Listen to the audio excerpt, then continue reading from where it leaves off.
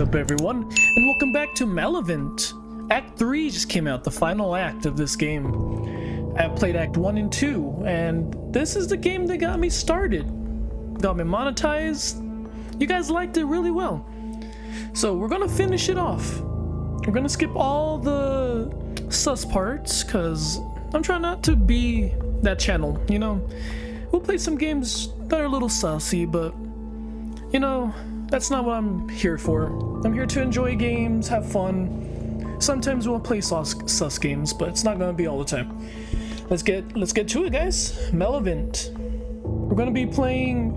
Each time they release a new one, we have to play through all the acts. So we're gonna play Act 1, 2, and then we'll get to 3. I think I'm gonna make this into a 3-part series though, so yeah. Let's get to Act 1. This is the penultimate version. There may be bugs. Yeah. So this stuff. We'll just call ourselves Sam. We're gonna say pie. Some pie. Waterfall Institute. One of the best universities when it comes to computer science and engineering. The coursework is rigorous and meant to weed out anyone not committed to or not suited for their degree. Unfortunately for me, that level of academic challenge is kicking my ass at the moment. My name is Senpai. I'm a junior at Waterfall Institute, and as of late, I've hit a roadblock. Oh my goodness. Despite many hours studying and meeting with my professors, my current classes are kicking my ass. The only reason I'm still barely passing is thanks to a classmate of mine, Won. To be honest, she's struggling as well, but she at least understands the lectures and homework better than I do. We've been getting together at the campus library every week to brute force our way through all of our assignments. The problem is that Si-Won is visiting her family in South Korea this week. Her younger brother, Ji-hai, is getting married. While I wish them the best, this means my prospects of completing this week's homework are grim. It's difficult to coordinate on homework across on ocean and in drastically different time zones. Especially when Si-Won is likely drowning in all the prep work for the wedding. Someone's texting me. Speak of the devil, it's Si-Won. Si-Won. Hey Sam! I came across this new app during my vacation and immediately thought of you. It's called Malow. Should be free on the App Store. Let me know what you think. I'll be back in town and able to chat in a few days. It's not unusual for Winson to send me memes and fun apps she finds. What is unusual is how my phone's battery level jumped all over the place. It's back to normal now. Must have just been a bug of some kind. Regardless, I might as well check out this MalO app. The app icon is a little ominous with the stylized O against pure black. The description of the app is interesting. For Sam, never settle for those awkward feelings of being alone ever again. Melo is an exciting and interactive experience that will keep you engaged and intrigued. The anxiety of social situations can be nerve-wracking, but after just a few hours of Melo, you'll soon forget all about those painful emotions of disappointment. Be part of the new craze that is quickly becoming the next social substitute. Remember, the more you practice, the more Melo will engage you. Your experience is completely up to you. It's weird that the description has my name in there. And that call out about anxiety hit close to home. Thanks, Sinwoo. You really know how to bury the dagger deep. Still, if she recommended, what harm? Excuse me. What harm is there in trying the app out? It's not like the App Store allows malware. Plus, there's supposedly no ads on top of being free. Worst case, it'll just be some ChatGPT knockoff that I can delete later. I hit the install button, set my phone aside as the app downloads, and drag myself out of bed so I can at least get something done today. By the time I return from the bathroom, my phone's done installing Malow. Or so it seems. When I look through my list of app icons, the shortcuts there... app icons and shortcuts, there's nothing new. Maybe the install broke in some way. I navigate back to the App Store and try to look up the Mallow app once more. Strangely, there's no longer any results in my search. Maybe I just so happened to download Melo as it got pulled from the store app for some reason? Oh well, I'm out of bed now. I might as well attempt to get some homework done. Though, without Si-Won around, that's going to be challenging. After 3 hours of beating my head against the wall, I give up and turn to gaming. I only get an hour in before my phone chimes. Is that Si-Won again? I know I'm butchering the name, sorry guys. Si-Won? Si-Won? Or Si-Won? Si-Won? You know, instead of a text, my phone's showing me a photo of the main food court of Waterfall Institute. There's our gal, Melo. But yeah. Who sent this? And why is my battery level fluctuating again? I'm about to hard reboot my phone when I notice something odd about the photo. There, behind a pillar, is something out of place. Someone is wearing some kind of animalistic skull mask.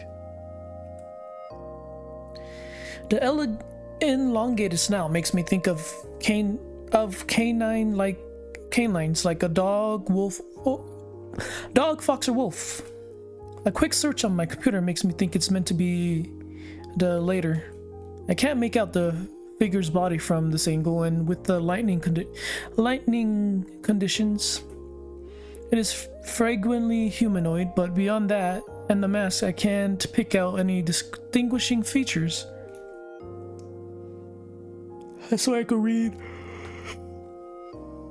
None of the other people in this photo are giving this weirdo any attention, like you might expect. The one wearing the mask is staring right at the camera too. Creepy. Either this is some kind of practical joke, or I got this picture by accident. There's no way of seeing who sent this photo, as this isn't the usual messaging app. After trying a few things, my only option are to zoom the photo and quit out. Naturally, I do the later. I also note that my battery display goes back to normal as a result. I tried googling the battery issue, but I can't find anything concrete as to why it might be bouncing all over the place. I also note that the phone's been automatically saved into my phone's gallery. The photo's been automatically saved into my phone's gallery. Oh well, none of my afternoon classes met today, so I can focus on relaxing and gaming. After a quick bite to eat, I return to vanquishing orcs and collecting loot. The hours fly by. I'm only pulled out of my game when my phone chimes again. I thought I was hearing things earlier, but there's something off about my notification sound.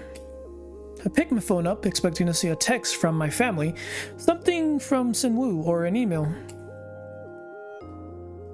Let's see, she's over there by the tree. Instead of any of that, I'm greeted by another mysterious photo. There she is. This time, it's of one of the quads on campus, specifically between four of the major lecture halls. There we go. And sure enough, the person in the wolf skull mask is there too. They are closer to the camera than the first picture, but they're still far enough away to be obscured. Again, no one else in the photo seems to notice or care about them. As the saying goes, once is happenstance, twice is coincidence, 3 times is enemy action. If I get another photo like this, I'll know what this is. I'll know that this is something far more serious than someone sending to the wrong number. For now, I quit out, shaking my head to clear my thoughts. Then get up from my desk to fix dinner. After scarfing down my meal, it's right back to my computer. I mess around online until 11 p.m., at which point I turn everything off and get ready for bed. My phone makes a noise the instant my head hits the pillow. Could it be? Let's see, she's... Oh, there she is. I was like, where is she? Look, she's right there. Damn it, another photo. I recognize the location as the 3rd floor of the university main library. That's where Si-Won and I usually study together in one of the meeting rooms. This picture doesn't show said rooms, but it does have the Wolf School individual again. They're peeking out from behind one of the stacks of books as if they were playing hide and seek. At this point, I have to face reality. This is no longer a case of getting messages meant for someone else. Someone is deliberately sending me these photos, but why? If it's an elaborate prank, then it has stopped being the fun kind. Are they trying to unnerve or threaten me into doing something? Could whomever they are be a stalker? Wouldn't be the first time something like this happened at Waterfall. The university has an interesting history, to say the least, but none of that helps me now. Now I have to decide what to do. Rather assess what I can do about this. There's no phone number to block or report, which is what I'd normally do in this kind of situation. My only lead is that the Malo app could be related in some way. I checked the list of apps on my phone. Nothing. No sign of Melo. Maybe I should back up my data, then fully reset my phone. Should I factory reset my phone? You know what, let's just not reset our phone. You know, if the Melo app is on my phone and truly hidden, it's likely that it has a way of surviving a factory reset. That would make resetting my phone a massive waste of time. I'll have to brainstorm other options. Also, I'll probably make saves here and there, but I'm not gonna make a lot of saves now. Signing, I set my phone aside, pull up the covers, and try to get some sleep. It takes a bit for me to nod off, but once I do, I get a blissful 7 hours of rest. I'm awakened in the morning by my phone's alarm. When I go to silence it, I'm greeted by an unwelcomed image. Look, there she is. Yep, that's the student lounge where I sometimes nap between classes. And guess who's in one of the many cubicles looking right at the camera again, with glowing red eyes? I swipe away the disturbing photo and stare at my home screen. Why is this happening to me? What am I supposed to do? That's when I notice a notification from my news app. An auto-flag tech article from the local news outlet so I can keep up with current events. I thumb over to the news app and open it up. I'm greeting with an article about some people's bank accounts being compromised. What stands out immediately is that all 20 of the affected people downloaded a new app the previous day. And like the Malo app, this one disappeared from the store and showed no signs of being installed. The article goes on to list out the damages in the thousands of dollars. Did my accounts get hit too? I rush over to my computer to check my bank. I don't trust my phone at this point. After frantically typing in my username and password, I breathe a sigh of relief. All my money is where it should be. There's not much of it left over from my internship, but it's still there. Just to be on the safe side, I make sure two-factor authorization is set to use method other than ones involving my phone. Oh my goodness. I also changed my reset questions so they aren't guessable. There's not much else I can do on that front, but at least I know to watch watch my account for any suspicious activities. Speaking of suspicious activity, something's not adding up. Why would Si-Won recommend such a malicious app? I should ask her about it. Hey, did you recommend that Malow app to me yesterday? Yesterday? I didn't text you yesterday. I was busy with prep for the wedding. You're sure no one got a hold of your phone? No one but me has touched my phone. Then how did I get these messages? Don't know, that's really weird. Those aren't in my message log. All I can tell you is that I didn't send those. What's this Mallow app thing? Did you download it? Unfortunately, yes. Long story.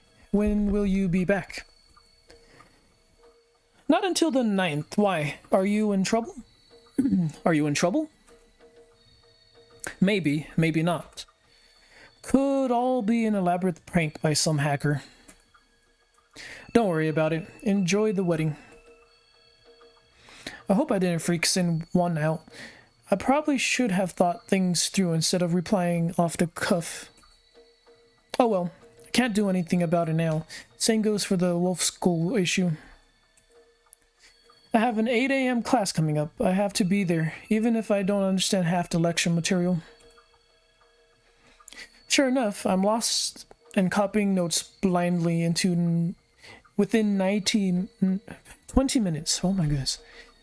I'll just have to hope I'm able to decipher things with Si-Won's help when she gets back. The main issue is the sheer amount of material being presented in the 2-hour lecture. Add on that, it's the GTA presenting and not the usual professor, and the whole situation is a losing battle. Speaking of losing battles, my phone dings. I feel like I already know what it's going to be. She's getting closer. Look at her, she's adorable. When I glance at the screen, I see the food court once again. And sure enough, the wolf school is present, but something's changed. Instead of vaguely humanoid shape, they've been up to this point in all the photos. They have a mostly defined body. Vaguely human shape. They've been up to this point in all the photos. Yeah, okay. They're still particularly made of shadow, but the curves of the body indicates that they're a woman. She doesn't have the red eyes of the last photo, which is slightly better from my psyche. Slightly better for my psyche. Oh my goodness. How do I feel about this changed situation? It's slightly better. It's not any better. It is kind of an ego boost that a girl is interested enough in me to go this far. Still, acting like a stalker and taking this possible prank too far is a bit much. Nothing I can do about it at the moment. And even worse, I've lost the thread of the lecture in the minute or so I spent staring at my phone. I try to resume taking notes, but I can't focus. Between the course material flying over my head and the most recent picture, I just can't concentrate. I end up surfing the net trying to find anyone else out there has experienced something similar with the Mallow app or a stalker like this. I waste time in the fashion until the lecture comes to an end. All that will be all. Professor Barwold is still on leave of absence due to familial emergencies, so the exam scheduled for next week will be postponed. In its place, we've already given you an extra assignment to cover that gap in the syllabus. Syllabus? Yeah.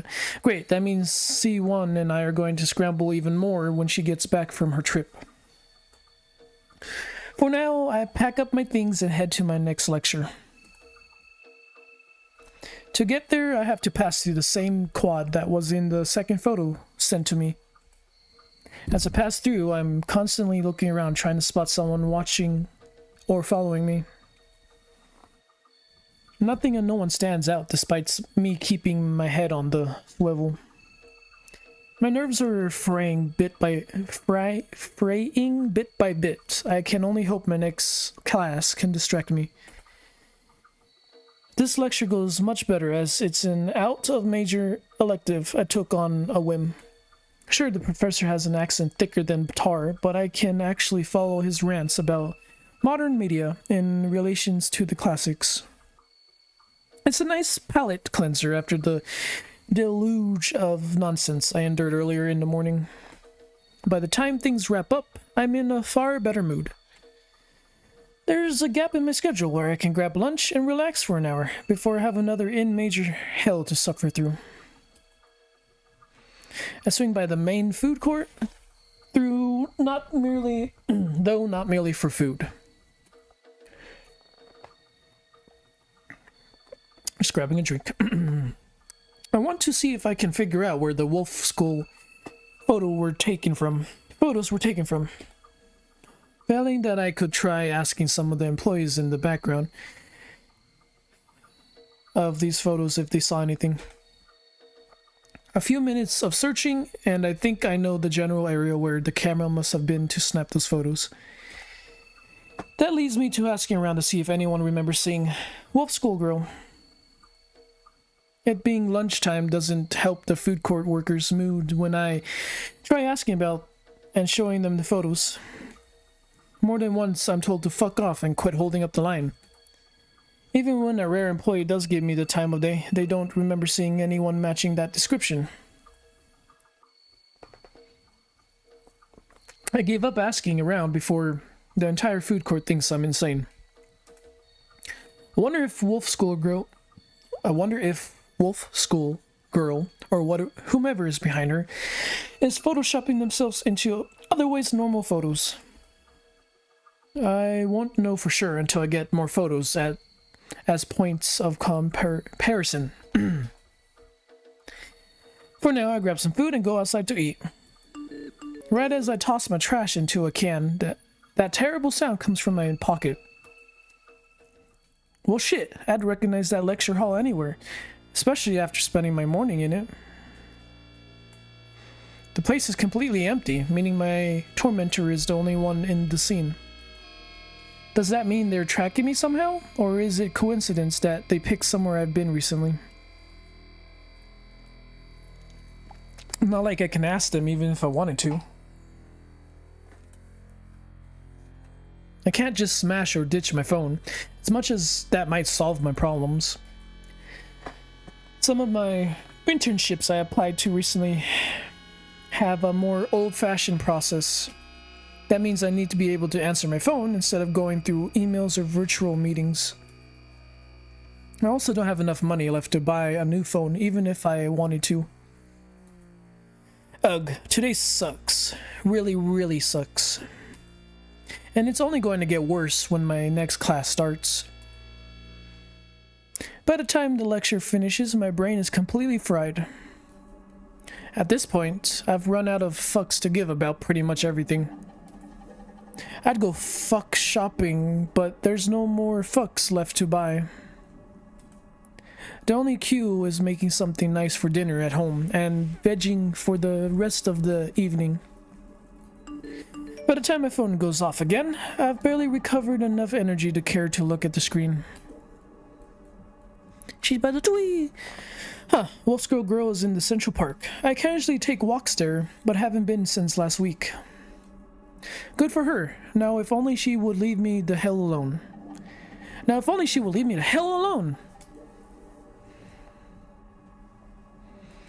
The reminder of my evening is a complete wash. I end up climbing into bed feeling utterly defeated by the world. I debate whether to leave my phone on or not. I can't get pictures if my phone is off.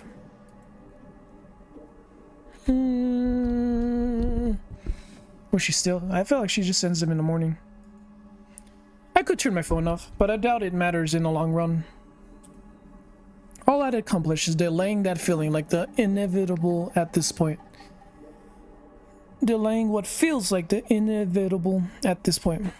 Hopefully Wolf Skull Girl won't bury me in photos while I'm out. My dream, really a nightmare, is of running from Wolf Skull Girl across the dark cornfield. I wake in a cold sweat a few minutes before my alarm would usually go off. When I check my phone, there's a photo waiting for me. Looks like she's in the main computer lab now. Any computer science major would recognize the Emporium. For one, she's not looking directly at the camera. Instead, her side is turned as she focuses on a computer screen. I'm morbidly curious what she could be doing. I set my phone down and start my morning ritual. When I return to grab it, an entirely new photo is on the phone screen. Fuck, that's right outside my apartment. She's thick. Anywho, I rush over to the window and carefully peek out of the curtains. There's no one on the street where this photo could have been taken. She has to be tracking me somehow. There's no doubt in my mind now. I turn off my phone for good, but all that do is cut me off from any family, friends, or employees trying to contact me. I can't talk to Si-Won about this while she's away. Si-Won. I can't go to the police. They wouldn't believe me. Yet I have to do something, or I'll go insane. It's a good thing I don't have any classes today. Otherwise, the furniture barrier I make against my front door would be an issue. Wolf Skull Girl won't be getting through that pile of stuff, not unless she's a ghost or comes in through a second-story window.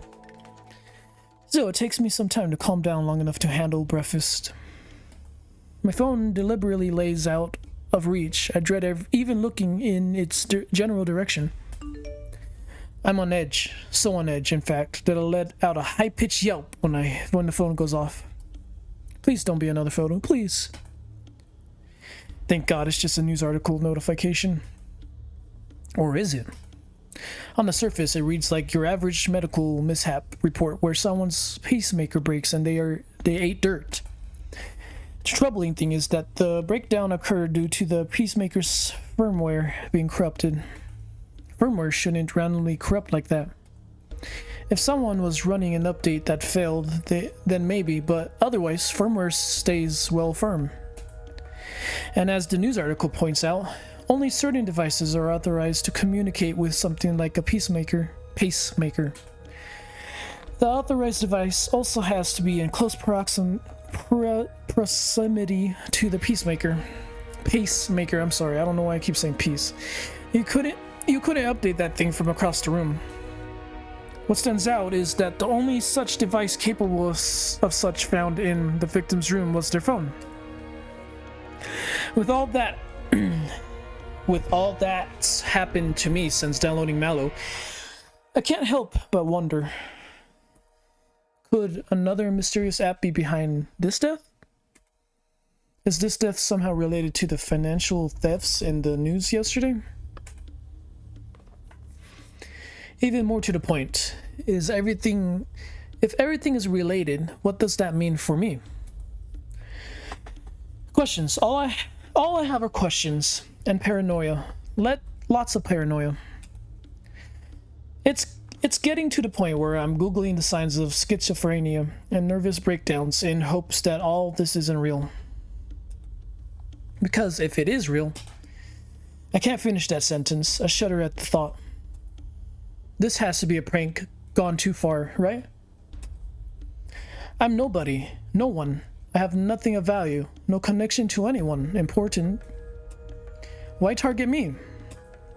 My mind is racing. My heart feels like it could burst out of my chest. I can't focus on anything. Adrenaline has me stuck in fight or flight mode. I nearly threw my phone out of the window when it dings again. She thick. Thank God she's not outside my apartment any longer. She's back in the student lounge, albeit far more prominent than before. Her red eyes have returned as well. Maybe I should reconsider turning off my phone. I'd miss any important texts or calls, but at this point, isn't my sanity more important? I know we have like different paths to choose. So we could turn it off, but wouldn't she just, you know, get into any of our other devices? I got the feeling that one way or another, Wolf Schoolgirl is going to make herself known. Getting pictures from her might be what keeps her from escalating. I get the feeling that somehow, probably through the damn Malow app, she's able to tell if I'm seeing them. If that's the case, I can't just turn off my phone. That would just make things worse. Still, I should try and do something to break those spiraling thoughts. I turn to gaming in my office for the time being. It takes a few hours, but I'm able to relax and pretend like nothing's wrong. At least until my phone goes off. It's the food court again, and she's even closer to the camera. Is it my imagination, or is she smiling?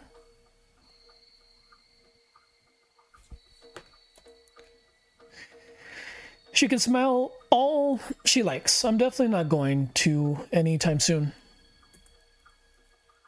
I return to my digital world, but my heart's not in it.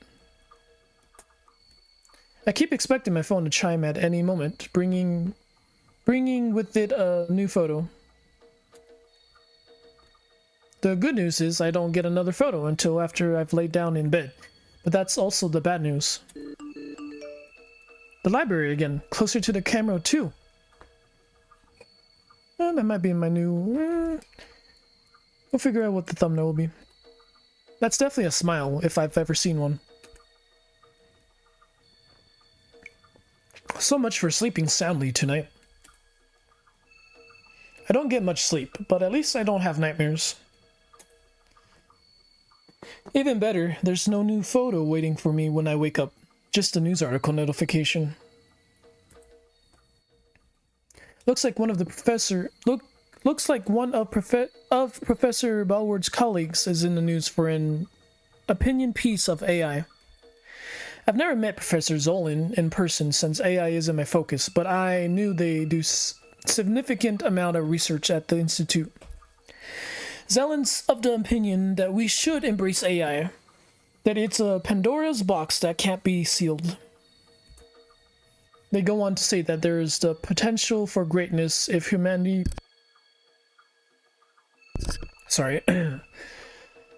if humanity as a whole focuses on training and enhancing AI systems. I don't necessarily agree or disagree with Zelen's point. I just know that the tech field has to manage AI going forward. Again though, AI isn't my focus, so I'm not overly concerned. Someone much smarter than me can make sure Hell 9000 doesn't kill us all with pictures of poorly drawn hands. I'm about to get out of bed and get ready for my 8 AM class when that happens again. She's on your couch. Oh my goodness, look at her little toe beans. Look at her paws. I'm sorry, I never noticed that first. Look at the toe beans. Oh fuck. Oh fuck, oh fuck, oh fuck. She's in my living room. On my couch. How the fuck did she get in here? I toss my phone aside and beeline for the baseball bat I keep next to my bed.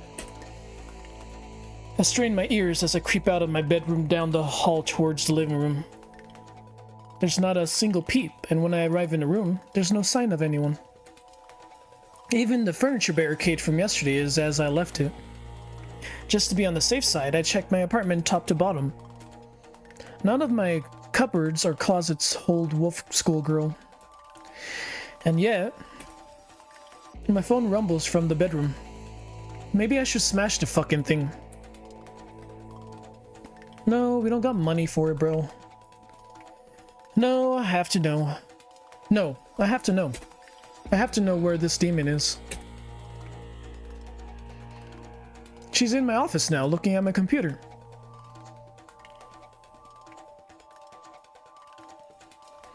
I rush in, weapon ready to defend my pride and joy. Pride and joy. Nothing. She's nowhere to be found. Now the bathroom?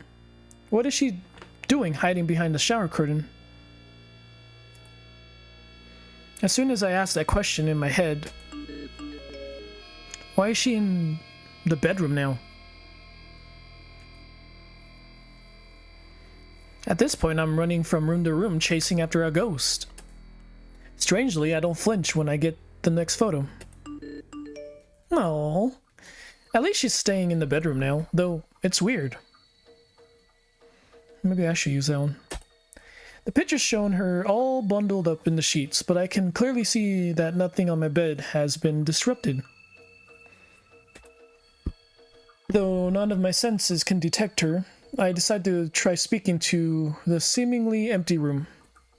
Look, I'm about a minute away from smashing my own head in with this bat. What the fuck do you want from me? Why are you doing this? Please, tell me. I'm begging you. Make this make sense. My phone makes a new noise, one I've never heard before. When I look at the screen, I see the camera has been turned on. And wouldn't you know it, Wolf Scroll Girl is right in front of me, according to the live feed. She's just staring directly at me, unblinking and unmoving. Can you even understand me? Her ears are up. Okay, why are you messing with me? She points in my direction. Is there something about me? What? Then, my phone? Was it because of that app I downloaded a few days ago? Are you designed to stalk people? She's angry now, bro. Why are you angry with me? I'm the one being harassed here. This is going nowhere. I tried turning my camera off, but the app just relaunches right away. I also tried pointing the camera away from the Wolf Squirrel Girl. And she just moves in. She moves to be in frame, even when I point my camera straight up. She simply appears as if looming over me, looking downwards. No, we're not gonna swing the bat at her. We like her. Put the phone down or just try to touch her. My curiosity gets the better of me. I reach out towards where she supposedly standing. I feel nothing via the camera. I see that my hand phases through her, as if she were a hologram. Her expression and wagging tail tells me it has some kind of effect on her, though. So I can't actually touch you, but you still react as if I can? Interesting. Are you going to follow me around my apartment if I keep my phone on me? That's a yes. I see. Well, now that we've established you're harmless, except for draining my phone's battery, I think I'll have something to eat. Phone in hand, I head down the hall to the kitchen. Wolf Skull Girl glides backwards as I move so that she doesn't collide with me at any point. Once I reach the dining table, I set my phone down and flick out the little standing legs on the back. Excuse me. I then pour myself some cereal and sit so I can see the screen. What? This? It's just food. You do understand I have to eat food, right? I'd tell you to make yourself comfortable, but we've established you're not tangible. She nods once more and then begins inspecting my kitchen. She can't actually open my fridge or the cabinet doors, but that doesn't stop her from sticking her head into them all the same. Watching her as I eat is strangely comical, way better than watching some streamer while chowing down. What? What? She points at my fridge insistently. What about my fridge? She keeps pointing. Signing, I get up and open the door. See, there's nothing. The scent of decay hits my nostril and fills the kitchen. I nearly gag as I pinch my nose and search for the source of the stench. The culprit turns out to be my carton of milk. It's gone bad. Very bad. Good thing I'm the type of monster that doesn't need milk to eat cereal. Oh, hell no, bro. You need milk with cereal. Good catch, Wolf Skull Girl. But how can you smell if you're not physically here? Much less through a fridge door. I don't know. Right, let me just take this out to the trash then. Be right back. After a quick jaunt outside, I return to my phone. Should I try leaving her in another room?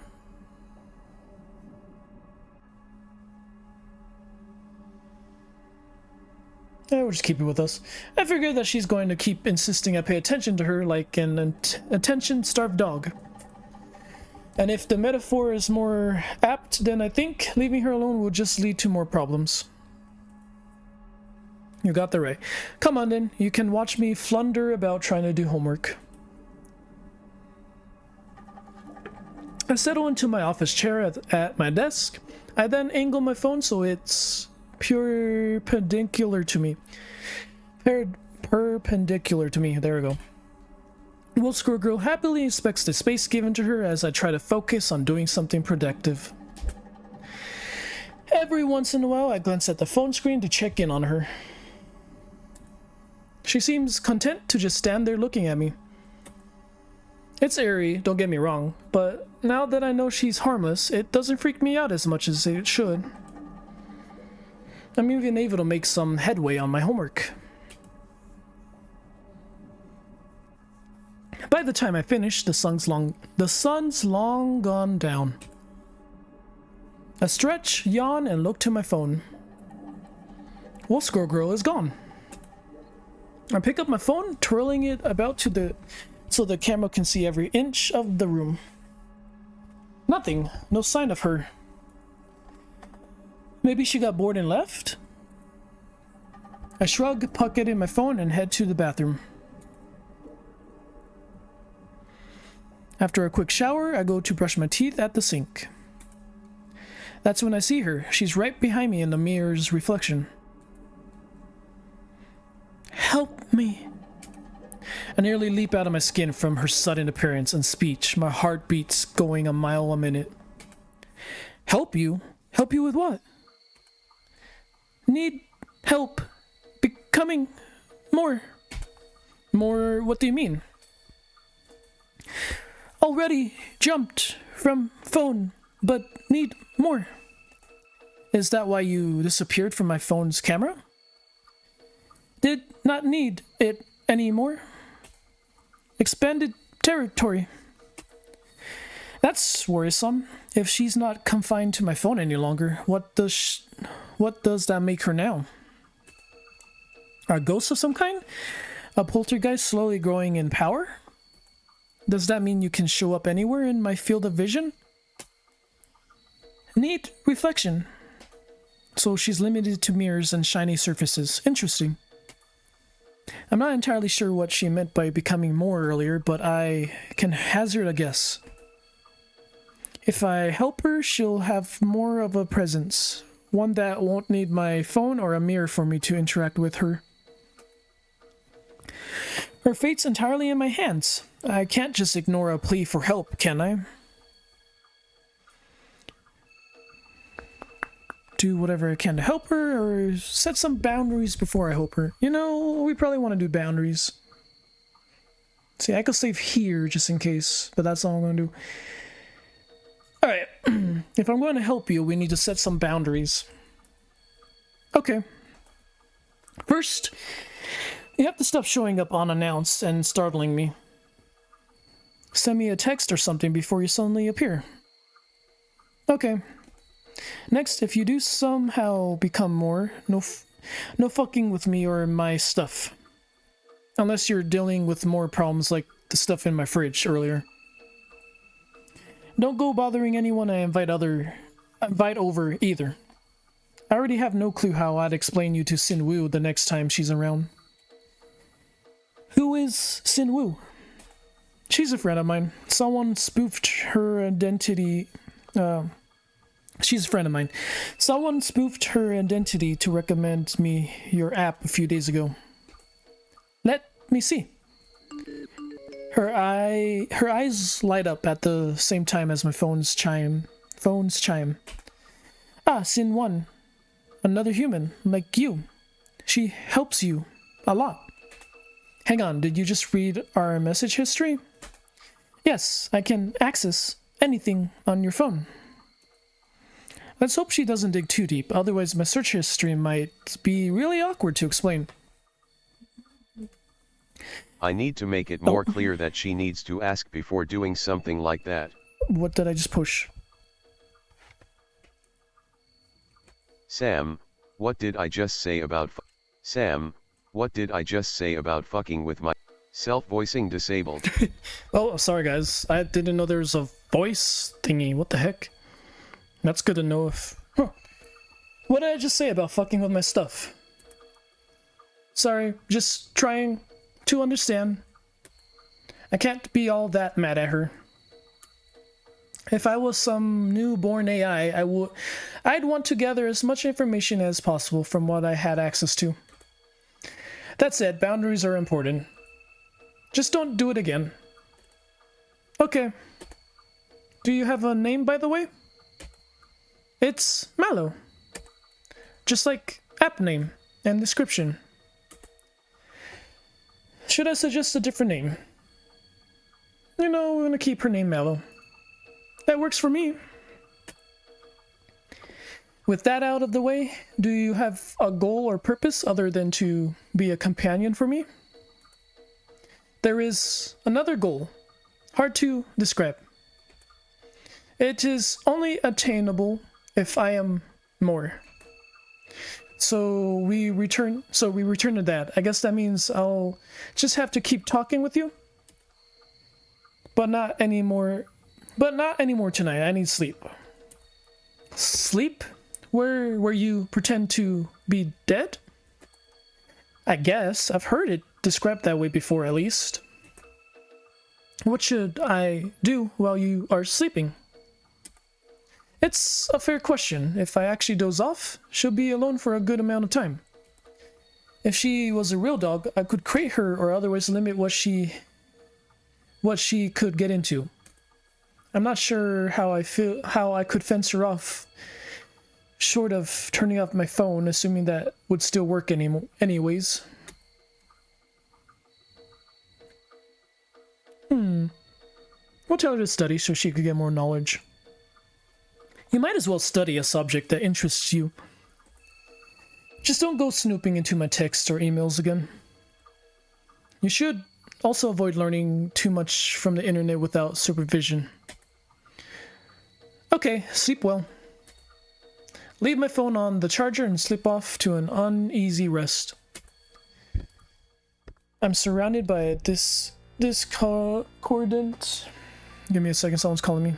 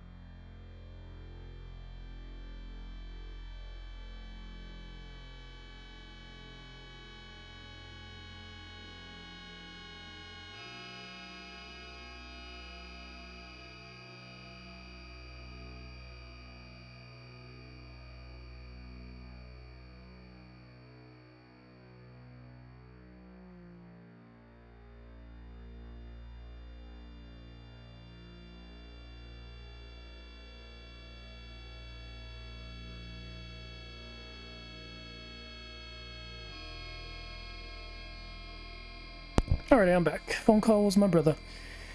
I'm surrounded by discordant whispers in the darkness of my nightmare. I feel like I'm falling down an endless pit until eventually I jolt awake. I immediately check my phone. Melo appears on the screen. Good morning, Sam. Did you sleep well? Not really. Hang on, you sound more natural than last night. You told me to use your phone to learn, so I did. Did you pick up anything else? Not much else since you said to stay away from your data. Though I did optimize your phone a little bit. How so? Your data compression was horrible. My app is only 9.8 megabytes, so I applied the same reduction algorithms. You should have vastly more storage now.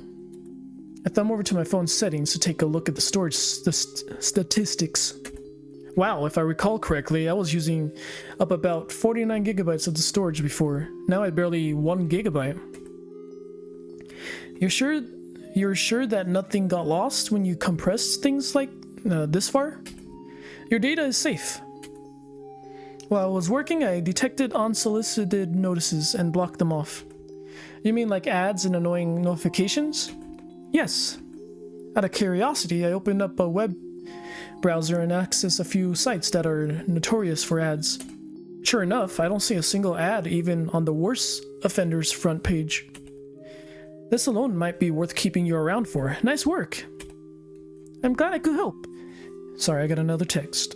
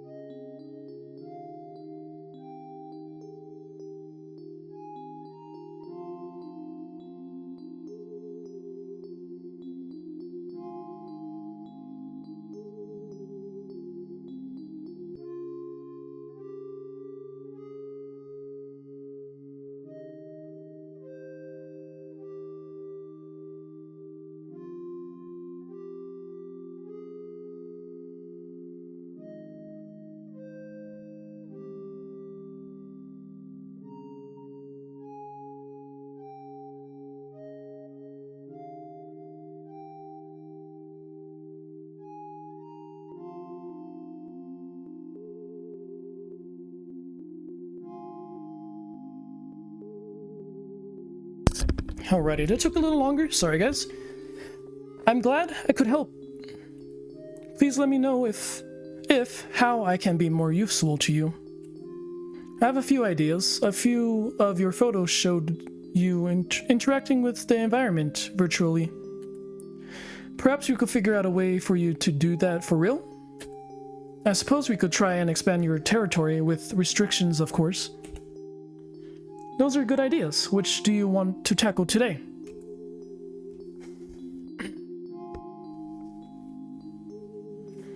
Let's see, I guess manipulate real-world items would be better right now. We might as well experiment with getting you to touch things for real. Okay, how should we begin? I'm not entirely sure, if I am being honest. I was hoping you might have an inkling of what to do. Try putting something light in view of a mirror. Like tissue paper? Sure, let's try it. I grab a box of tissues, pull out a few bits, and leave them on top of my bed sheets in full view of my closet doors. I then watch as Melo reaches out and tries to pick up the tissue paper, to pick the tissues up. She succeeds, but only in the reflection. The real tissue doesn't move on an inch. I suppose if it were that easy, we would have done it already. Do you have a smaller mirror? One you could hold on one side of the tissues? I think I see where you're going with that. You want to create an infinity mirror? Yes, if one reflection is not enough to lift a tissue, maybe infinite ones will be worth a shot, at least. One sec. I step into the bathroom and snag a hand mirror from the cabinet. Once I'm back in the bathroom, I set up the hand mirror to provide infinite reflection, as Malow asked. He reaches out for the tissue, and to my amazement, the real thing lifts into the air as if by a ghost. Holy shit, it actually worked. Now I understand what I have to do. Try putting the small mirror down. I do so. She reaches for a different tissue, and sure enough, it also rises up at her touch. It's easier than I thought. I wonder. This time Melo reaches out towards my hand. It's the damnedest feeling, like I'm being touched by a whisper or a memory. My hair on the back of my hand stand up as goosebumps spread up my arm. So we're not quite there yet. No, but with practice, I should be able to touch you soon. That's both good news and eerie. Well, perhaps we should... There's a knock at my apartment door. Hold on, let me go get that. After a quick look through the peephole, I open the door to find Si-Won on my doorstep. So this is originally where Act 1 would stop. I don't know if I should just keep recording, or maybe I'll just break them up, but we'll see. Yo, I'm back, and finally, over a terrible case of jet lag. You doing alright? I tried texting you when I landed, but the message wouldn't go through. As well as can be expected, I guess. You ever figured out that whole mystery texture app thing? You know, whomever told you about that Melo app? Si-Won and I are good friends. I want to tell her about Malow. She already knows the app exists from the brief text exchanged while she was out of town. But is it worth telling her everything? Will she think I'm crazy? Okay, so now this is a choice. Do I tell Si-Won? You know, I can't even pronounce her name right. Or should I just keep her in the dark? You know, I think I told her everything last time, so... I can't keep Si-Won in the dark. I need to tell everyone about what's going on. I need to tell someone about what's going on. I can't say that I figured out who sent me those texts, however, what I tell you next is going to sound crazy. Okay. Ever since downloading the app, I've been exposed to something, or rather someone. At first she just sent me photos, but now she appears in reflections and can move objects around. You're not making any sense, Sam. Are you feeling okay? Here, it'll be easier if I show you. I show her my phone and turn on the camera app. Malow appears, wagging her tail. Hello, Si-Won. Or should I say, I am Malow. Whoa, is that some kind of chatbot with an avatar? You taught it about me? No, I'm pretty sure at this point she's no mere chatbot. As for teaching her about you, I've been listening in since you showed up. I see, so what are you then if not a chatbot? I am Melo. Is that supposed to mean something to me? It's hard to put into words. I am what I am. Right. So what was that about her being able to move objects around? It'll be easier if I show you. Got a mirror on you? Si-Won goes in her bag and pulls out a hand mirror. I take the mirror and set it on the kitchen table along with the napkin. Can you move the napkin for us, Malow? Easy. The napkin begins to tremble on the table, then it suddenly goes flying into the air towards the fridge, before falling to the floor. That's either a very cool magic trick or... Nah, gotta be a prank. Ghosts aren't real. I am not a ghost. Then you should be able to toss this quarter into my hand. Si-Won sets a quarter down before the hand mirror. The quarter trembles a bit but doesn't pop up like the napkin did. It's too heavy. So this is a fancy prank then. It's not a prank. I'm real. Then why can't I touch you? Why can't I touch you? Si-Won reaches out to where Malow is standing, like before, when I tried. Her hand phases right through Malow. See? Nothing. Not even Sam can touch me yet. Well, until you can do more than napkins, I'm not convinced. You're not just a fancy digital assistant. Si-Won turns to me, ignoring Malow's glare. You make any headway on our homework for Balward's class? We might as well bang that out while I'm here. A little bit, yeah. Let me grab my notes.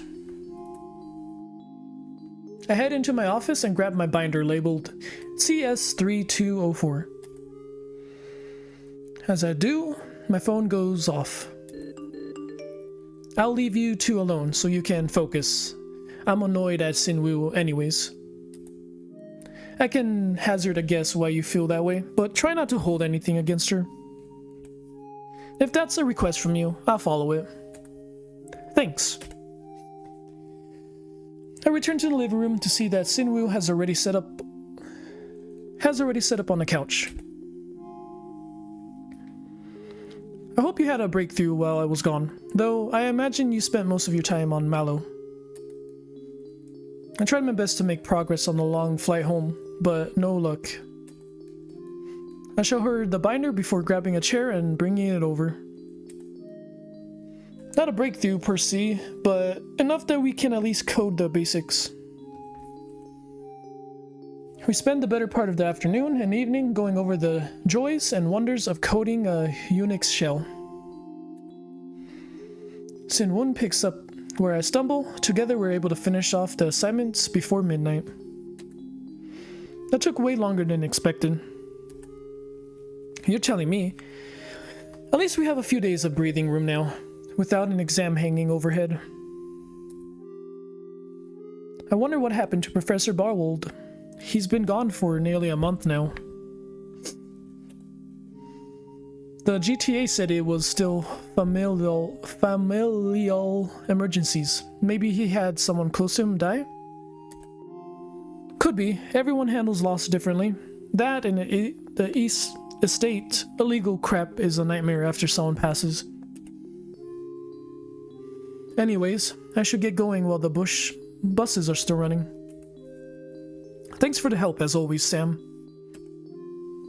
I feel like I should be the one saying that to you. See you in class on Monday. What do you want to do now? I let out a heavy yawn. Now I need some sleep after staring at C code for half the day. Are you sure? Yeah, I'm absolutely beat. I don't even have enough energy to play video games. Okay, rest well. Another Monday, another god-awful 8 AM lecture.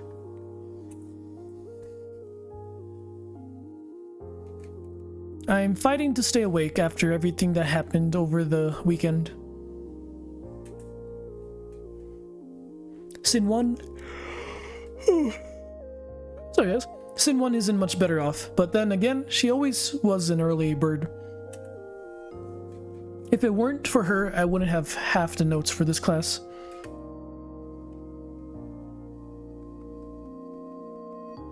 But now I have Malow to do my note-taking for me. All I need to do is prop my phone up so the camera records the lecture. Presentations, the lecture presentations, Malow does the rest without showing herself. The only reason I don't let myself nod off is because Malow told me she wouldn't help if I did.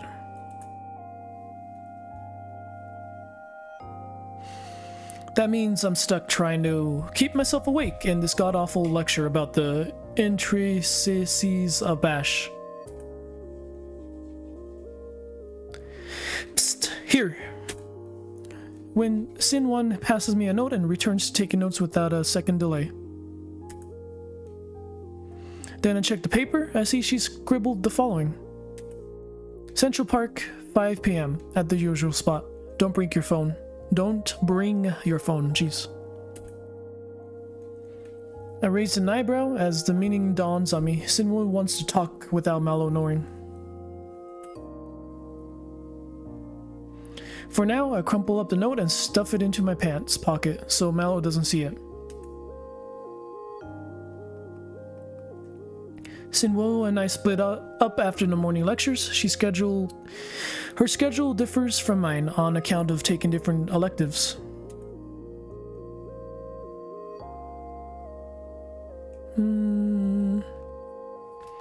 We only really share our core comp sci courses in the early morning and afternoon. My science fictions and creative writing lecture is much easier to stay awake for. And someone's calling me again.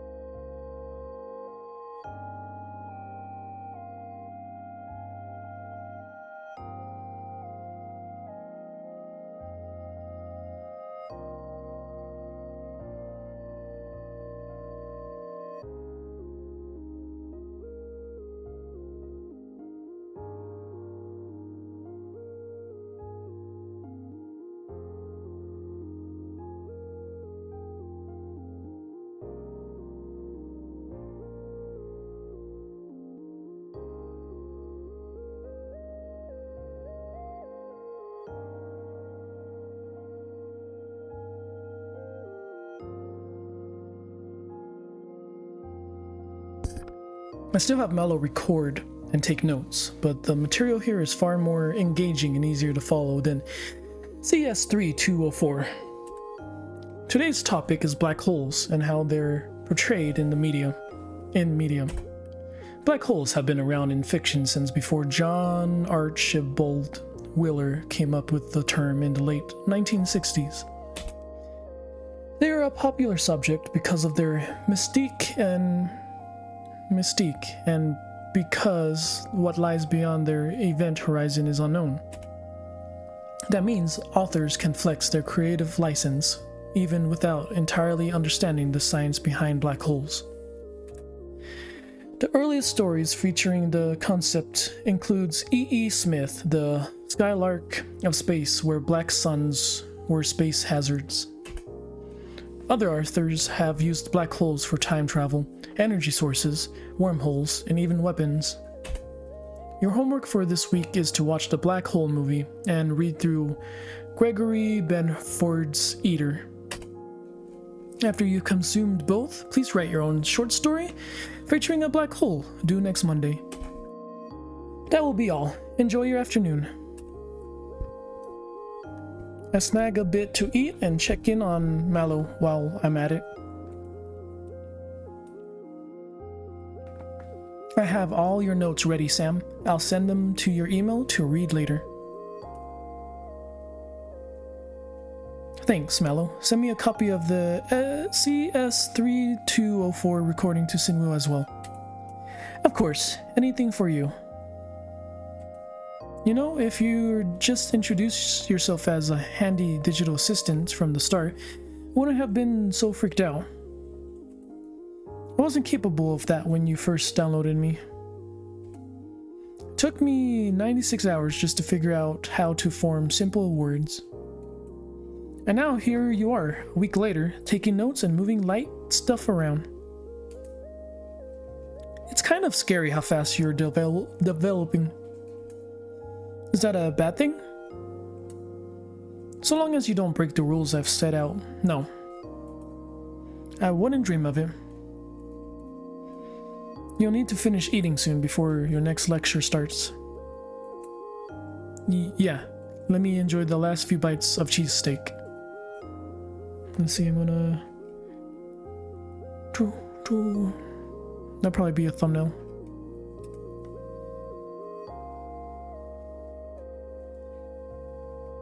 The third lecture of the day is tolerable. I beeline straight home afterwards.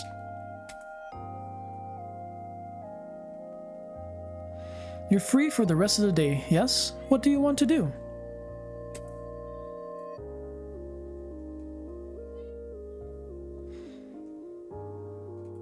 I know, the note in my pocket phantom vibrates. Reminds me of Si-Won desire to meet up without Malow knowing. Oh my goodness, man. I was thinking of going for a jog around Central Park. Can I come with you? Running with a phone is already pretty complicated. I usually leave everything at home when I exercise.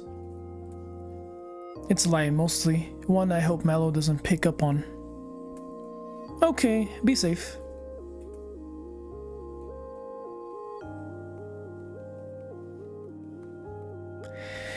I make it to Si-Won and I's usual bench in the park right on time. She's already there waiting for me. You didn't bring your phone, right? Nope, as long as you don't pull out a mirror, we should be okay. Then I'll get right to the point. It was obvious you weren't telling me everything about Malow. What don't I know about her? Well, this time I tell Si-Won the whole story, starting with how Malow sends me incredibly unnerving photos. By the time I'm finished, she has a look of concern on her face. I guess that explains some things. I did some digging into the MalO app on a hunch. I couldn't find anything concrete other than a few mentions of mysterious apps that disappeared once installed. This entire situation feels off. Malow seems really advanced for only having had a week with you so far. I'd agree with that on some level. She is developing rather quickly. Normally, I'd write this off as a new killer AI app that leaked out somewhere, but I think we have to tell someone about this. I can't help but chuckle at her suggestion. Whomever we tell would probably write us off as mad, or make up wild stories about a fancy chatbot. Besides, who would even entertain such a story in the first place? One of our professors? You have a point, but to be safe, you should probably enact some form of shackle on Malow. She seems to like and listen to you. For the most part anyways. I've already placed some restrictions on Malow, which she seemed to be following. Perhaps I should impose some more. Good, whatever's going on might be beyond our understanding at the moment, but we can at least do something to control the situation. Si-Won's phone chimes. When she glances at the screen, her eyes go wide. Ah, hell, I forgot about that. I've got to run, Sam. Good luck. She's gone within moments. With nothing else better to do, I might as well actually go for a run while I'm out and about. One blissful shower later, I'm in the process of drying off when I see Melo watching me from the mirror. So that's what yours looks like. Oh. Quickly wrap the towel around my waist, grab another towel, then throw that over the mirror. Don't creep up on me like that. Sorry, it won't happen again. The next morning, I'm eating a late brunch when Melo gets my attention. Your news app stopped working, but I fixed it. Would you like me to read the flagged article for you? That's a little suspect, but maybe something broke when she optimized my phone. Go ahead. What doom and gloom is in the news today? Recent financial data breaches, worse than initially suspected. A few days ago, WVN10 reported an app malware compromising the bank accounts of a number of individuals. That number has soared from the initial 20 to well over 200. With damages now in the hundreds of thousands, the FBI and the Secret Service have taken over the investigation from the local WPD.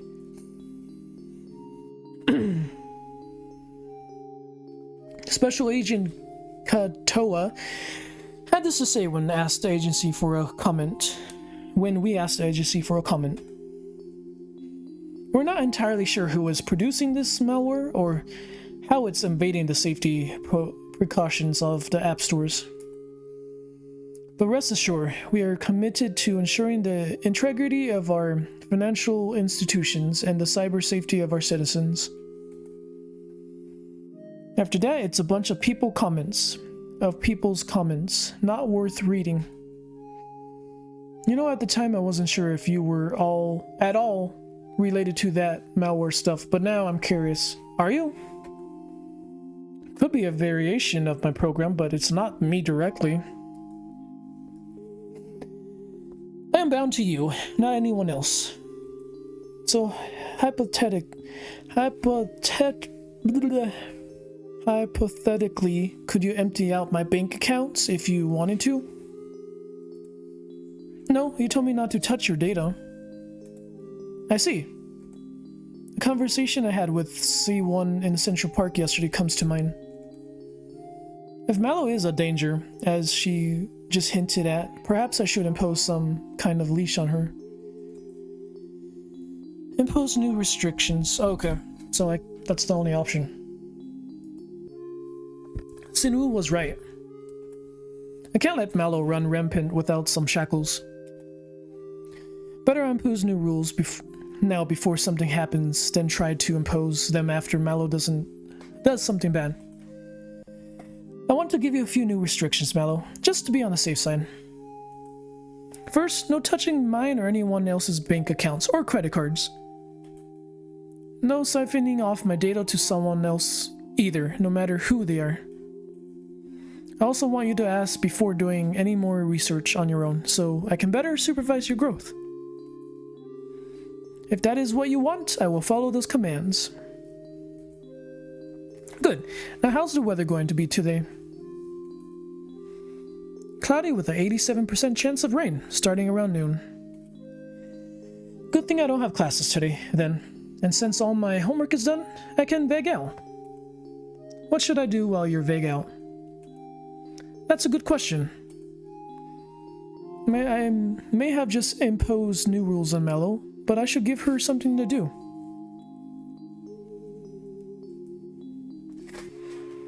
Yeah, let's try to do that, yeah. You might as well experiment with how you expand your territory. Okay, how should we begin? First, we should see if you can access other electronic devices. How about you test assessing my smart fridge? Good idea. Malow looks over to my fridge before sliding off screen. My fridge then beeps and cycles the ice maker before Malow returns to my phone. That was easy. I just did what I did yesterday, then I sensed the rotting milk. Huh, so that's how that works. I wonder what your limitations are when it comes to this sort of thing.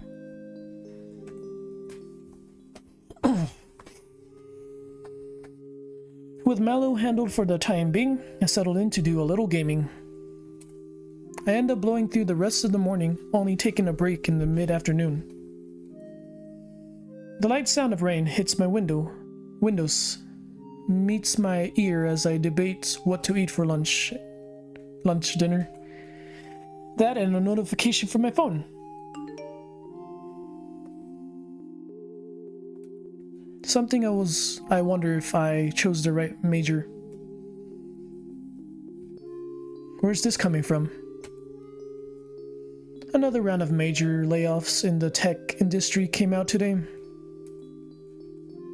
And that's on top of the closing of multiple game studios last week.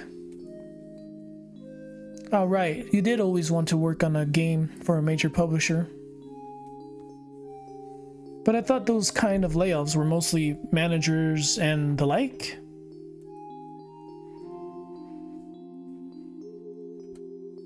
You know, the kind that aren't actually contributing to the end production. If that was the case, I wouldn't be so melancholic. Oh my goodness. I don't know, maybe it's just worried about my future. I've been thinking about that a bunch since my brother's wedding. Wanna talk about it?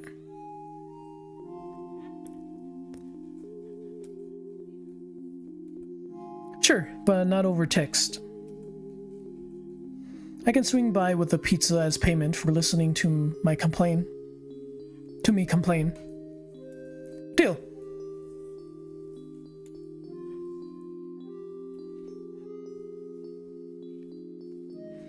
Sounds like you two have a bunch to talk about. I'll leave you be while I continue on the task you gave me. Cool, thanks, Malow.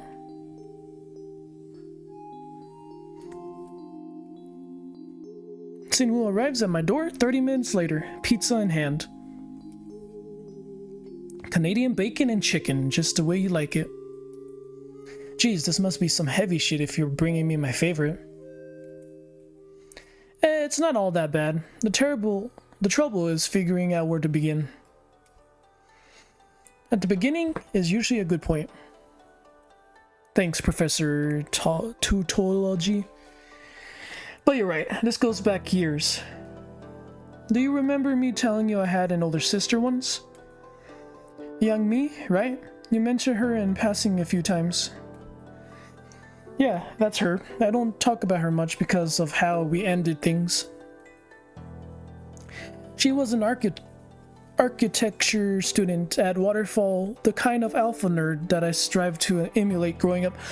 Oh my goodness, okay, so the people that made Mallow also made the FNAF game I played, God, gosh, that FNAF game, that's a virtual novel as well, but they're linked because this architect, they're talking about the sister and she was in the FNAF game. She was turned into one of the animatronics. Oh gosh, give me a second now because now I need to know the name. The freaking games are linked, guys. That's what's cool about some of these games. Let me just search my videos so I know the name. A Fortnite at Frenny Faz Claire's. Yeah, there we go. A Fortnite at Frenny Faz Claire's. One of the animatronics was her sister. But then one day she went missing. The police never found her. The private investigators my family hired couldn't find a single trace of young me. Yeah, so young me I think was Chica. I think, or just one of the other ones. For all intents and purposes, young me dropped off the face of the earth. What hurt the most, though, was the fact she and I got into a big shouting match the day before she vanished. I said some really stupid shit I shouldn't have, and young me dished it right back at me. It took some time for me to come to terms with the fact I'm never going to get the chance to apologize to her. I thought I had things handled until you went back home for your brother's wedding. Exactly, it was like opening up all those old wounds again. My parents heavily implied that I would have my own wedding soon to carry out in young me's place. That's kind of fucked up, right? But like the good daughter I was, I scraped and bowed until their attention returned to my brother. That was a little easier to clamp down on, but the recent tech layoff news and Melo getting me thinking. The tech industry is super volatile in general, more so recently. Automation tools are also going to make getting an entry-level job more challenging in the future as the tech develops. Sure, the whole point of our degree from Waterfall is supposed to elevate us above most other candidates in the job market. But you and I are barely hanging on in our classes. Same goes for most of our peers. If it weren't for Malow taking notes for us, we'd be in even more dire straits. It would be one thing if we were actually being taught by our professors rather than the absolute fuck all we're getting now.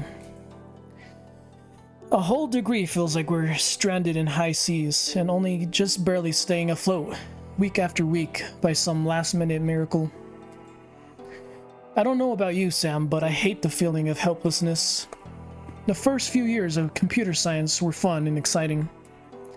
But now I feel like an idiot for not understanding things that our instructors keep going on as if they're the most intuitive subjects in the world. I feel like I'm just one string of bad assignments away from washing out of the degree entirely. There's no way my parents would accept the level of failure. They barely accept my current grades as is. And it's not like I have any options to pivot my coursework so far into another degree. Well, there is a business information technology. There is business information technology, but then I'd have to associate with business majors. I don't know, the whole situation feels like I'm suffering from nothing. Like there's no hope in my future. Wow, I've never seen her this upset before. Would you like me to offer advice or keep listening? Because I definitely echo some of your statements, but I don't want to interrupt your venting. Hell if I know, but I do feel a little better getting all that out. Thanks for letting me trauma dump.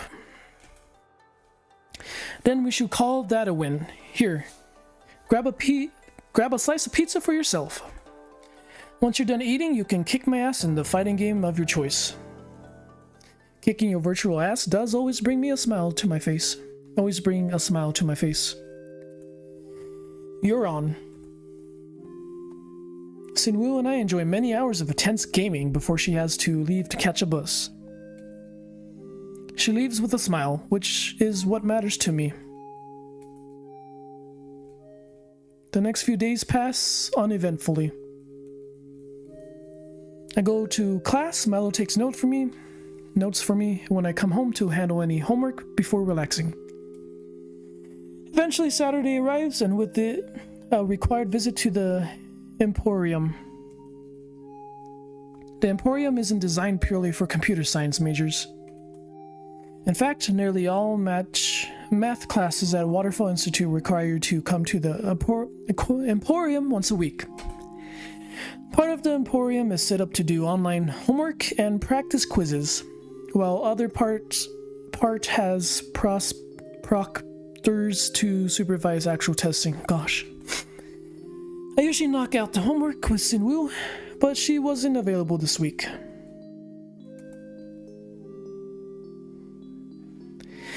That means it's just me, Malow, and a bunch of high-level math problems.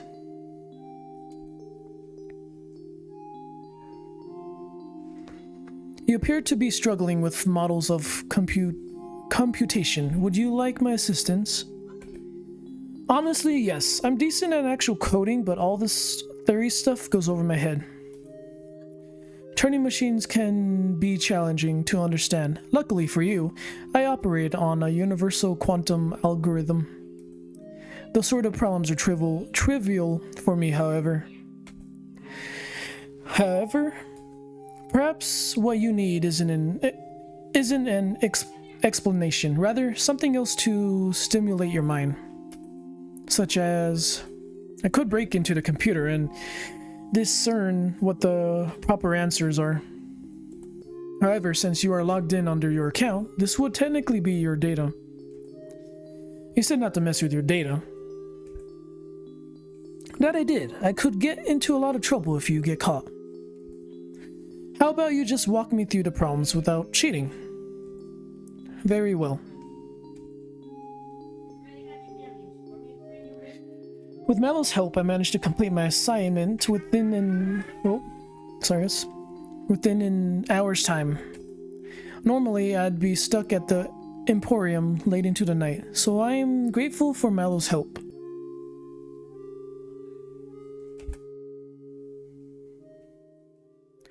Monday arrives, and with it, another lecture that I barely follow. Both Si-Won and I given up taking notes at this point. We're relying on Malow to do that for us. Still, we have to give the appearance of paying attention, or the GTA will get mad at us. It's really only towards the end that I actually listen to what the GTA is saying. It's not likely the Professor Barworld will be back this semester, so I'll be taking over on a more permanent basis. In Leu and actual exams, I'll be starting mid-lecture quizzes starting next week. They should give you all more motivations to come to class on time and to pay attention. Joy, the GTA is power tripping. Wouldn't be the first time, and it definitely won't be the last. The rest of the class grumbles, but no one's brave enough to speak up before the GTA brings the lecture to a close. Come on, let's hit the lounge. Can you believe they're nerve torturing us with quizzes like that? It's obvious that most of the class is struggling with the course material because we haven't had a proper teacher most of the semester.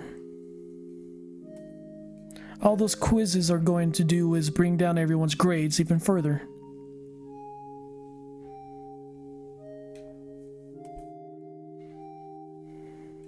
Yeah, but on the bright side, that means they'll have to curse everyone's grades, so at least a certain number passes. No way the dean would let this GTA fail the entire class. Maybe. We shouldn't rely on that to pass, though. That means we need to increase the amount of studying we do outside of class. If you think it'll help, I do, but on a different note, I have a strange question to ask you, Sam. Do you remember what you did yesterday? Well, I start to answer only to realize that I can't recall anything that happened on Sunday. I can't really recall. Nothing at all. Think hard about this, it's important. I cross my arms, close my eyes, and do as Si-Won requests. Not a single memory of last Sunday comes to mind. It's as if I slept through the entire day. Nothing, which is weird because I had planned to go grocery shopping that afternoon. I also don't have any memory of Sunday, even though that's my usual MMO static raid night. And yet, when I logged on this morning, before class, I had new gear that I couldn't remember getting. I'm willing to wager you have new food in your cupboards and fridge as well.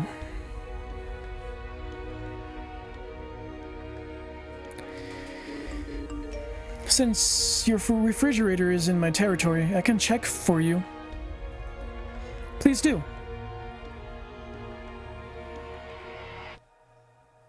You do have new items.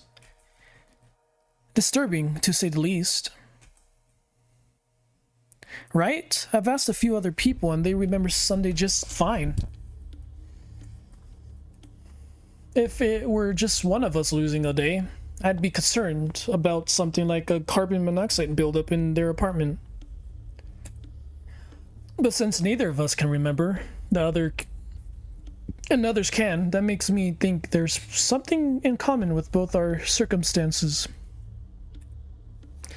Like what, though? Aside from Tuesday, we didn't really hang out last week. That's the tricky part. I can't point out anything as definitive proof. And consider Malow, but she's your problem, not mine. Still, if something like this happens again, perhaps we should go see a doctor and have them run some tests. Agreed. For now, should we meet up tomorrow to do our new homework for CS3204? Might as well, yeah. I gotta run to my next class. See ya. Later. I've been consulting my own records of Sunday. Strangely, I too am missing a 24-hour period. Damn, if it's affected you too, then something super weird is going on. Anything in the news that might be relevant?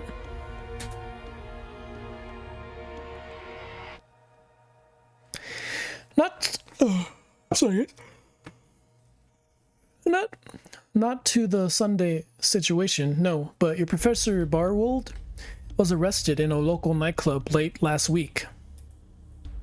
There's a brief mention of him in the public arrest records, though there's no indication that his charges were or if he was incarcerated.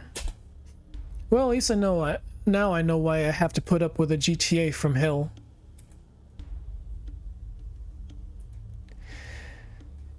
Guess I should be getting to my next class. After black holes last week, I wonder what the topic will be today. It turns out that the sci-fi lecture this week is concerning a specific short story by someone named Clifford Simic. On the surface, dissertation is about the limitation of man. Fowler and his dog are turned into Jovian loopers. Aliens to explore the surface of Jupiter.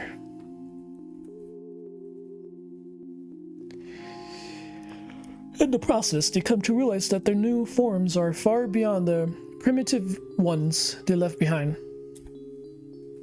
The two are faced with a choice: to remain in their glorious new bodies and minds, or return to ignorance to complete their mission. Naturally, they decide to explore, which brings me to one of the greater meanings of dissertation.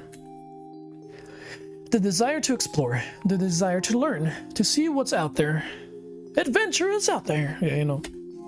or when presented with the unknown, man will always test the limits of what's possible. Even if that means risking utter annihilation. Speaking of annihilation, I'll return your black hole homework later in the week. For now, enjoy your afternoon.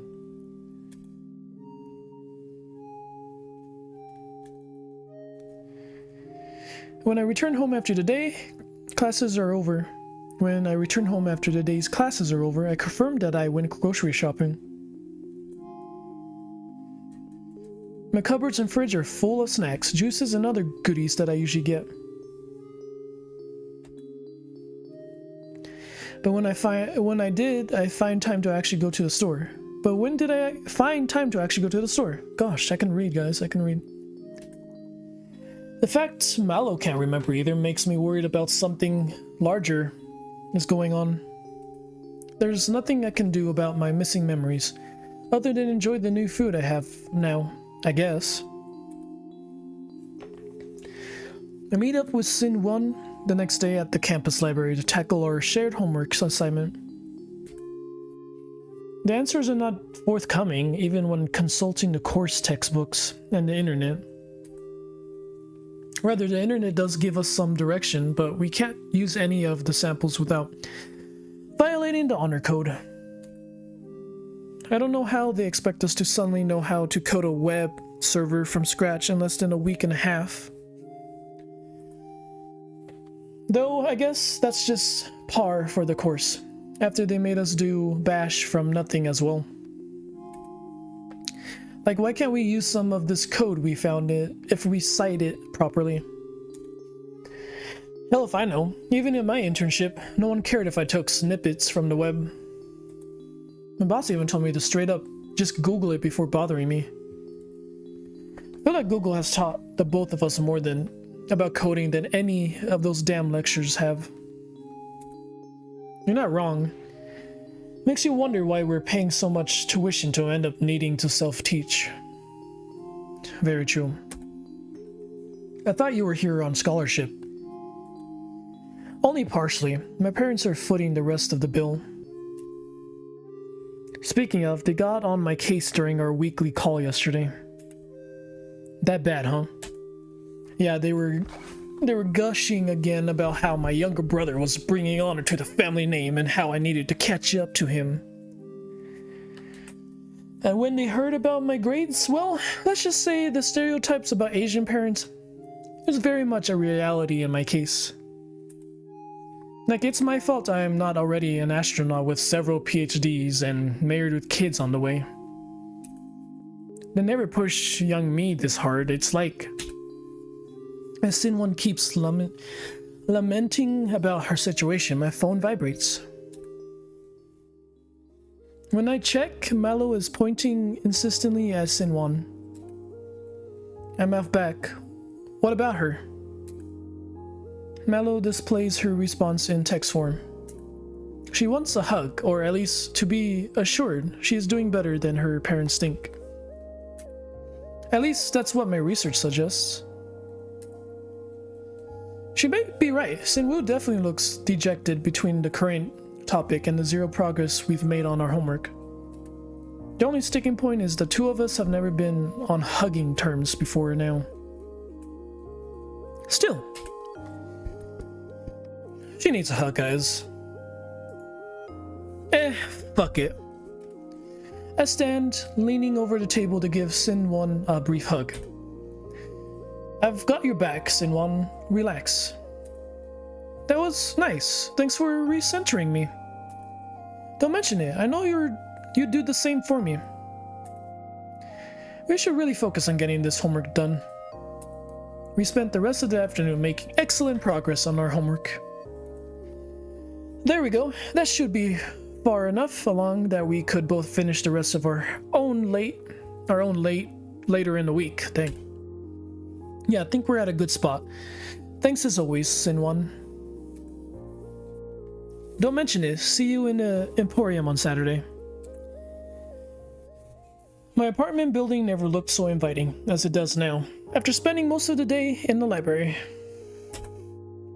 Before I can head inside, though, Melo makes herself known. You humans love moving from container to container. What do you mean? I mean, for the most part, you simply move from one building to the next. And if you're not inside, you're staring at your phones. I'm only doing that now because you wanted my attention.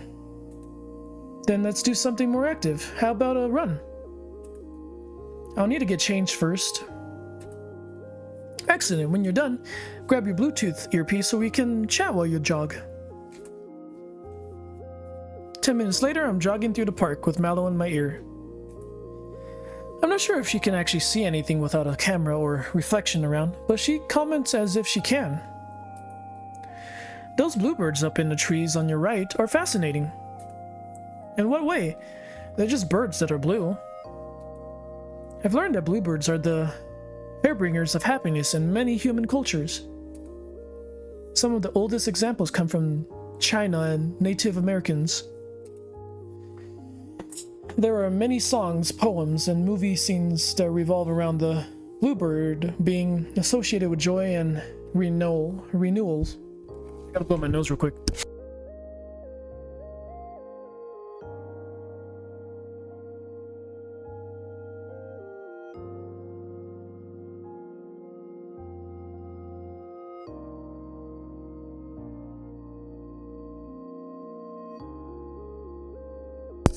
Way better. There are many songs, poems, and movie scenes that revolve around the bluebirds being associated with joy and renewal.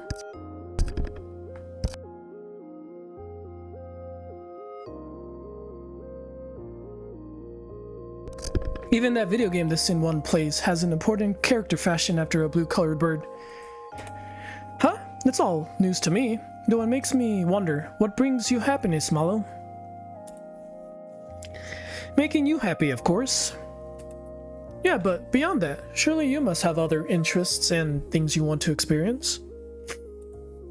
That's a lengthy pause before Malow replies in a quizzical manner. I remember something about where I came from. That's good. What is it? I'm supposed to learn to explore. Learn and explore me, or...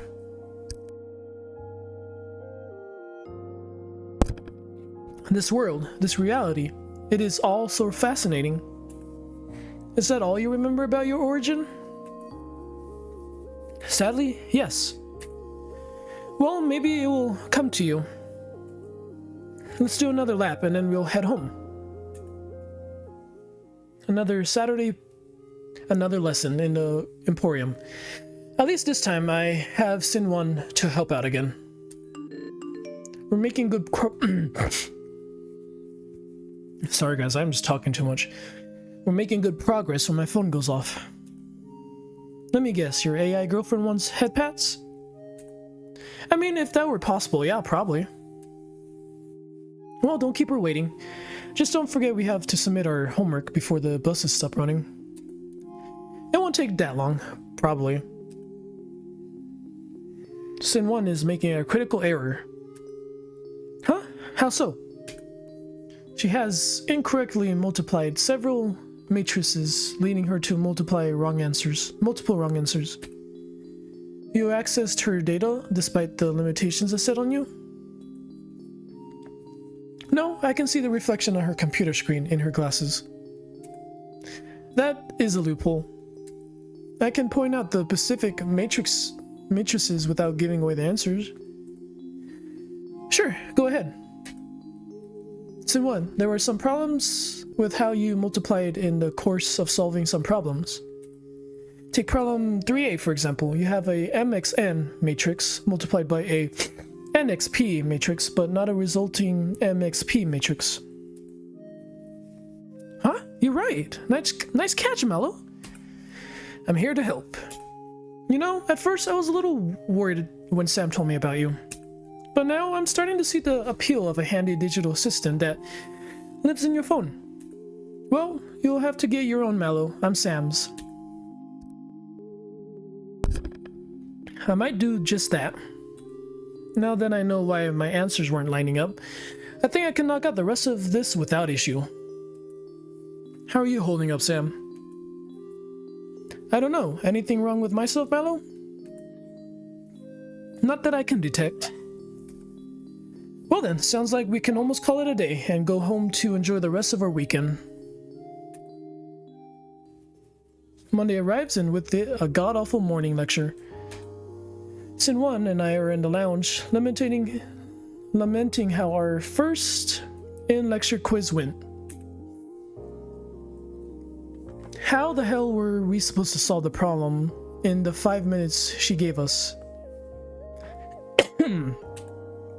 Even now, looking up the answer after the fact, that was a question that required in-depth knowledge and understanding the answer in time. Yeah, we got royally screwed, and since it wasn't multi-choice, guessing blindly wouldn't have helped us. Maybe the GTA will give us partial credit? I seriously doubt it. Power-tripping bitch. But enough about the witch from hell. Well,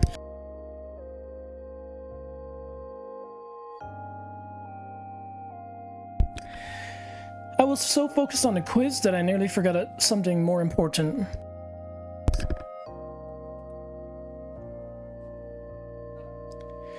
What did you do yesterday?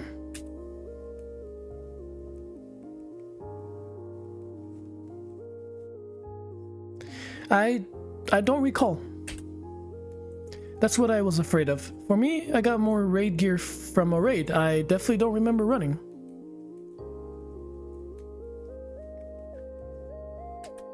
But there was also a new article this morning that got my attention.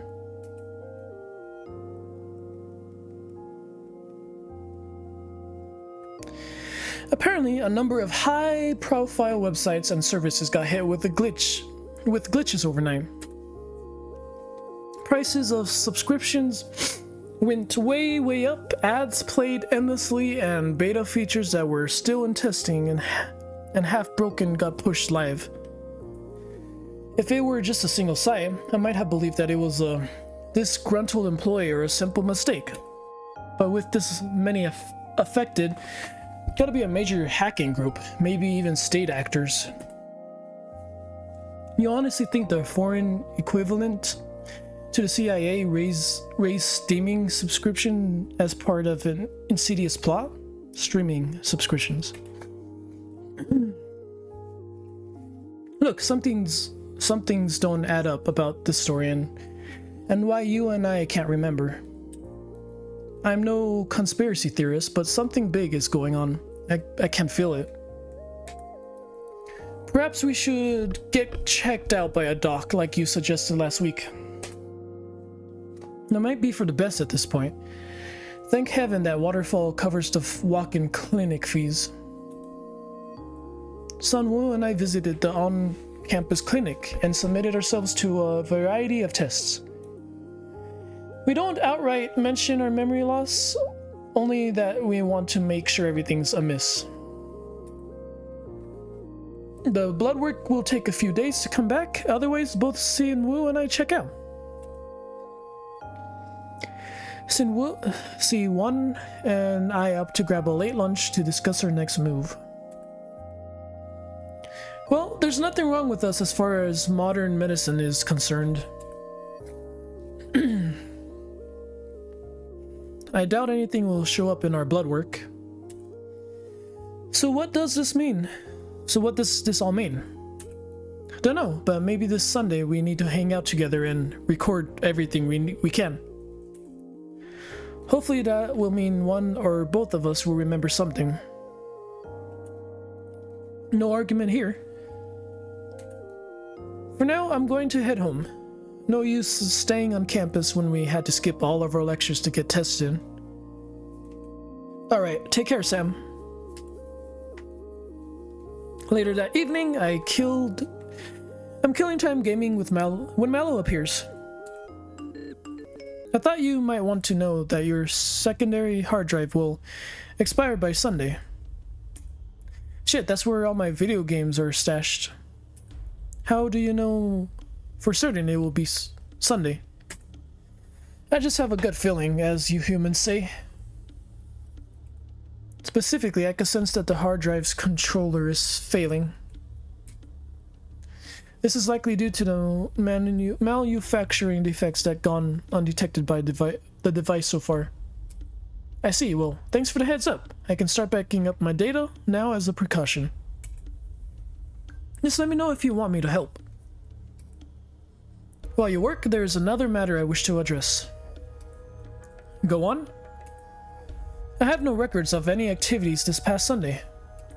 I should have some kind of record, even if it was just me idling the entire day. But there's nothing. Nada. Zilch. I don't suppose whatever's affecting Si-Won and I can be related to, or affecting you. This is a possibility. You two have the most time in proximity to me. Holy crap. There's something different about Si-Won's circumstances, though. Call it another gut feeling of sorts. Well, she'll be here this next Sunday. Maybe all three of us together can figure this out. This thing out. I was actually going to suggest that you leave me alone that day, as much as it pains me to say. If I am causing the both of you trouble, it makes sense to isolate me. We'll just have to see on Sunday if it's me or something else. Let's hope it's not you then. I value your company. I'm glad to hear you say that. I'll leave you to it for now. The rest of the week is a blur of activities between all the course material and personal work I have to do. Sunday starts normal enough. I wake up to see Malow waving at me from my phone on the nightstand. As per her request earlier in the week, I smile, wave back, and leave her on the charging stand for the time being. I sit up waiting for Si-Won after a shower and breakfast. She arrives a bit past 9 a.m. Yo, anything weird so far? Nope, come on in and make yourself comfortable. Thanks, you got your blood work back yet? Yeah, nothing out of the ordinary other than a slightly low iron count. Except for the iron thing, same here. I got my phone recording audio for the time being. Hopefully we won't need it. Hopefully. What should we do to pass time? For once we're caught up on all our assignments. I could always kick your ass in Super Smash. Before Si-Won can say anything further, there's a loud thud at the window outside. Then another, and another. It's like a massive hailstorm out of nowhere. I move to the window looking outside. What the hell? It was sunny just a moment ago. I freeze on the spot. It isn't hail hitting my window, it's birds. Lots of birds, all of them blue. It's not just my apartment either, the entire ground around it littered with avian bodies.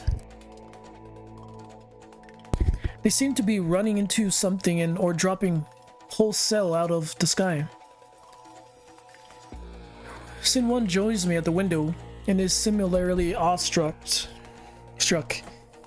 What the ever-loving fuck is going on? I don't know. We both jump by the TV suddenly turned on by itself and began blaring the emergency alert. Safety alert. Electrical surge detected in your area. Immediately power down and unplug all devices. A new alert will be broadcast to mobile devices when it's safe to turn devices back on. Please remain calm. The hell is happening? This one a much louder knock than the bird impacts comes from my door. Si-Won and I look to the door in fear as an unknown voice shouts, Mr. Pie, we need to talk about your Melo fast. Who the hell is that? I carefully move over to the door and look through the peephole. Outside is a stern-looking woman with a badge on a lanyard. She's holding it up to the peephole so I can read it. Professor Zelen of Waterfall University. Time is precious, Mr. Pie. Unless you want every bird in the 10-mile radius to die, I need you to come outside right now. I look to Si-Won for guidance. She shrugs but moves to pick up my bat, resting against the wall just in case. Right, step back, Professor, and no funny business. Oh, I was expecting like an ugly-looking woman. Zelen quickly moves inside and allows me to shut the door behind her, as more and more birds slam into the interior of my apartment. I was hoping we'd never get to this point, but there's nothing for it now. I need you to take this, Mr. Pai, and run it on the phone that Melo has infected. She offers out a small jump drive with the appropriate caliber cabling already attached. And that will... And will that do... And what will that do exactly? It will replace your Melo into a cage and stop sustaining the magnetic flux field that causes the bird's situation outside. I'm happy to explain more, but first you must do this as soon as possible. Otherwise, it might not just be the birds that will be affected. I'm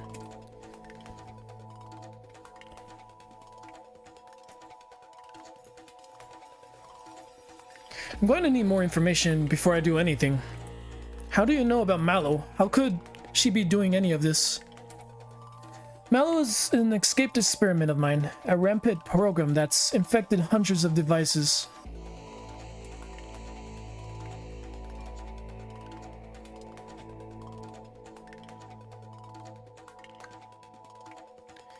Due to her unique origin, she has the ability that no other ordinary phone app should have.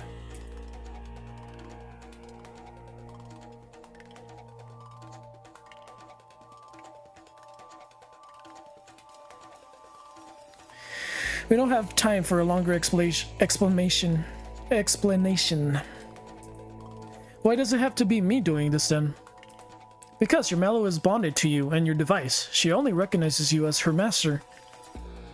Now quit wasting time and risking people's life here. Are you going to do it or not?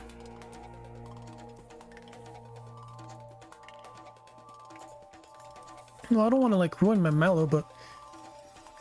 I snatched the jump drive from Zelen's hand and run into my bedroom.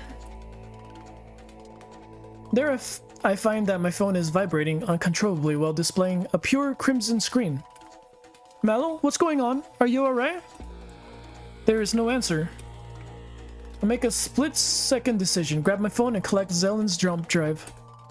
The screen illuminates like a second sun in a brilliant display of golden light before falling still and dark in my hands. At the same time, the ominous crashing of birds outside come to a halt. What have I done? For the matter, what was Malow doing? Neither my phone nor Melo herself answers. Good, now we can talk without the risk of our brains being fried. I know you must have a plethora of questions, which I will do my best to answer in the limited time I can remain here. I'll get one. I've got one. How the hell is Melo capable of that? Si-Won motions outside and grisly scene speaks for itself. Melo is a special kind of polymorphic program. She's capable of manipulating the EM band in ways even I don't understand. Didn't you just say you made Melo? Part of my research at Waterfall is artificial general intelligence, or AGI. Melo is my crowning glory.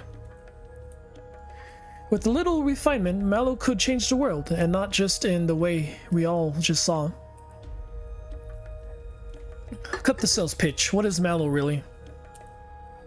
I'm getting to that, Mr. Pai. The short answer is that I've given Melo near unlimited space and time to evolve in my test environment. The Melo you know so well is the results of trillions of evolutions to her original code. Okay, but that doesn't explain why she can manifest in mirrors, or how Melo is capable of physical touch. As I said, Melo is capable of things beyond her original programming.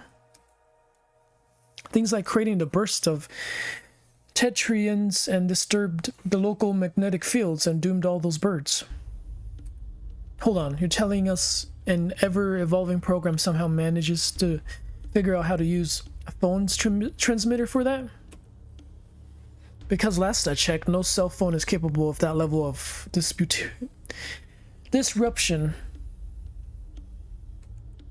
It's literally something that FCC is militant about preventing and regulating.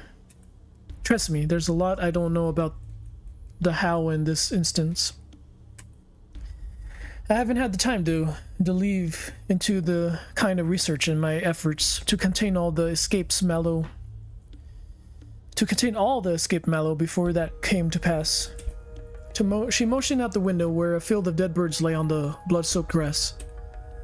The good news is that my cage program should give me time to experiment and understand how Malow is capable of all this. However, as she is ever evolving, there's a risk of her breaking out.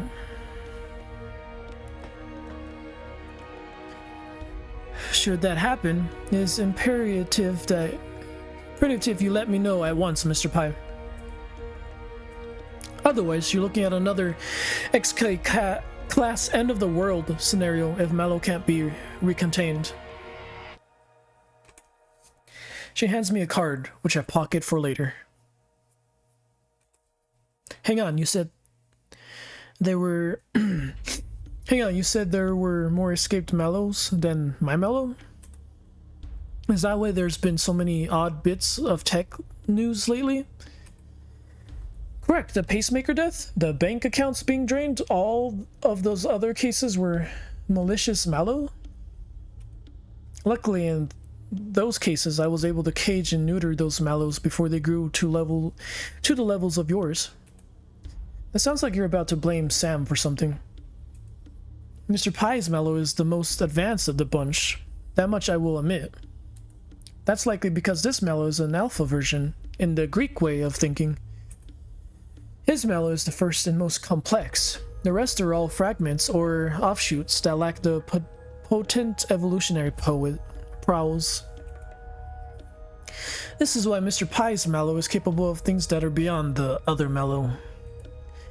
I'm sure you were just following your heart and letting Melo expand and explore, Mr. Pai, but it's nearly doomed us all. That's why, once again, it's important you let me know if she breaks out of containment. Oh, keep that in mind. Good. Are there any further questions? Yeah, I got one. I know you're a colleague of Professor Barwold. What happened to him? Let's just say that his research and off-hours activities were just as damning as mine. You likely won't be seeing or hearing from Balward anytime soon. Great, so it's every professor at Waterfall doing heinous shit? More than you know. At any event, I'll leave you two to it. You have to work with Special Agent Katoa to help spin this whole bird situation to the news. Remember, if Malow shows any signs of breaking out, let me know right away. Professor Zelen leaves as mysteriously as she arrived. Sin-Woo expressions of disbelief and anger mirrors my own. I don't know whether to be pissed at Zelen or Malow at this point. Probably Zelen, though. Malow's done miracles for our comp sci notes. At least we can't infer why neither of us could remember our Sundays now. Oh yeah, I guess it would make sense that we were close to Malow when she went rogue. Hang on, that would mean only you should have been affected by a asthmatic effect. Why would it affect me? Beats me. At this point, I'm so over my fuck budget that I'm now in fucking debt. Yeah, I hear you there. Anyways, I should get going home while the buses are still running. God knows what this whole shitty bird situation did to the bus schedule. Just let me know if you get stuck anywhere. You can always crash here if need be. Thanks, Sam, but if it's all the same to you, I think we both have a lot to think about right now. Fuck. There's still no sign of Malow when I go to check my phone again. Distraught, I'm about to give up and sleep this shitty day away. At least until I hear that sound again. Are you okay, Malow? So the whole cage thing stops you from speaking? I'm so sorry. If I'd known. I can talk, I just have to resort to less elegant solutions. You're not mad at me, are you? No, I think it was a good thing that you ran Zelen's program on me. I was not myself, and now all those poor bluebirds paid the price. No, at least she's not mad at us. I don't think you can be blamed for something outside your control, Malow. Normally I'd agree with you, but the circumstance suggests otherwise. I must have been doing something similar every Sunday, albeit less dangerous. That's why you, Si-Won, and I can't remember anything those days. Yeah, I guess as much, but Sin-Woo pointed out that it was weird she was infected as well. I don't suppose you have any inkling why that might be the case? Sorry, no. Damn, so besides caging you and my phone, what else has Zelen's program done? There was a Trojan contained within the payload meant to connect me back to her servers at the waterfall. A Trojan? What sort of data is being siphoned off? Everything on your phone, as far as I can tell. Why is Zelen trying to covertly gather so much data? I'm not sure. As per your directive, I have suppressed this data beacon. How do you mean? You said not to siphon your data off to anyone, and since I am yours, my data is your data. Huh. Should I change this behavior?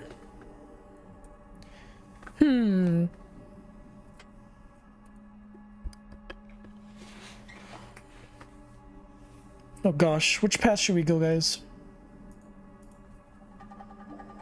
What should I tell Melo to do? Should I just tell her to keep blocking it? Or should we allow her to get the data? Because wouldn't she make more? Since ours is like special? I don't really trust Zelen. I mean, yeah, I just averted a catastrophe. Catastrophe. Oh my goodness. But the way she neatly avoided telling me anything of substance doesn't sit well with me. So for now, continue to block the data going out. Understood. However, the program is polymorphic. Eventually I will no longer be able to block its sending. In that case, send Zelen fake info that would pass muster. Done. Is there anything else I can do to help? Not unless you can somehow bring all those birds back to life. I can't imagine what that cleanup and media spin on that is going to be like. For what it's worth, I am sorry. It's not your fault. Not really. But I think I'm just going to go to bed early. Give me 1 second, I'm gonna get a drink.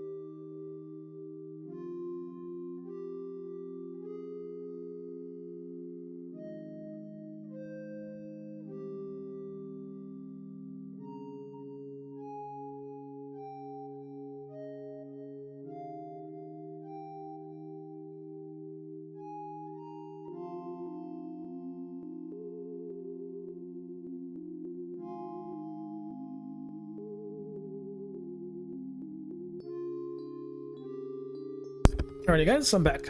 Gotta get a drink and something to munch on. 2 hours in. Sorry, we are 2 hours in. The vibe on campus next morning is one of nervous energy. All the birds were cleaned up overnight, but there's still traces of blood here and there if you look hard enough. Everyone is speculating and debating that what could have caused such an event.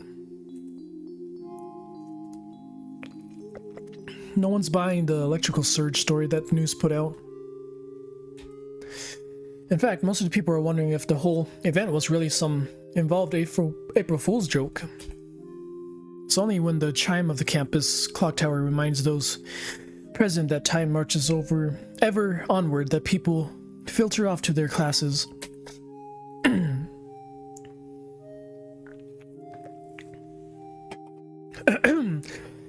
I might be imagining it, but the GTA from hell sounds almost gleeful as she brushes off what happened yesterday. If you all have time to worry about some natural disaster outside your control, then you have time to study.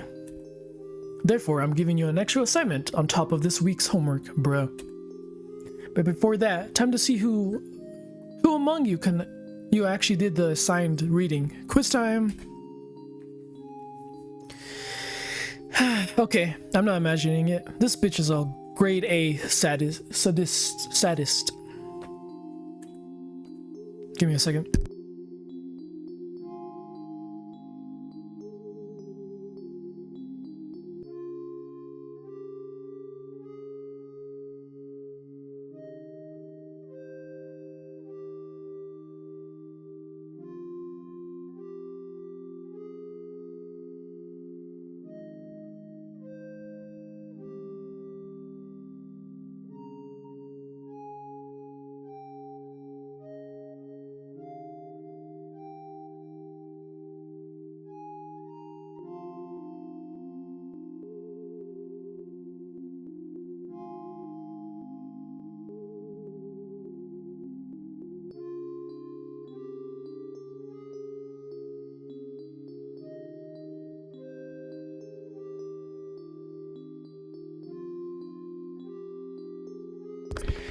Sam, please tell me I wasn't the only one thinking of walking out on the lecture.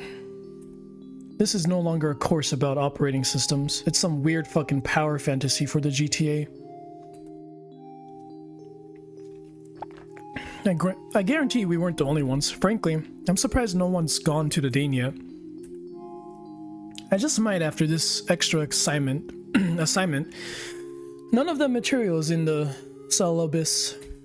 In fact, I'm fairly certain that the work involved in it is meant for capstone courses in the 4000 level. I mean, if you go to the Dean, I've got your back. Yeah, I know.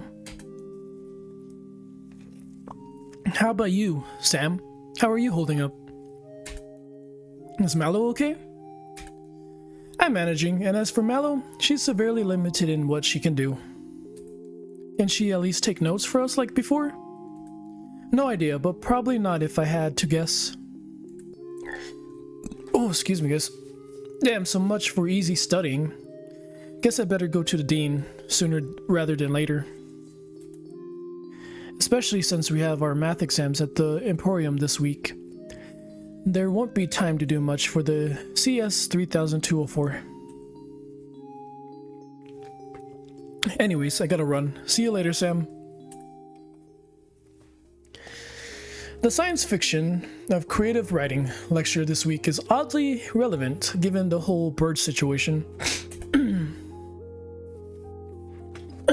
One of the many hallmarks of popular cosmic horror is never fully explaining what is going on.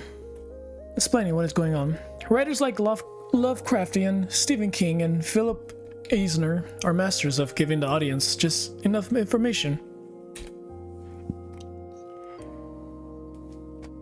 Horror loses some of its edge as you're told exactly what something is and or why it's happening. I wonder then, what you all think of our so-called failed bluebird migration that the news has been covering. Your assignments this week is to write at least 1,000 words about what happened yesterday. However, I want you to pretend you're one of the great Arthurs and frame the events without offering a true explanation. Honestly, this professor just making something fun. To help you do so, let us analyze some passages from the color out of space.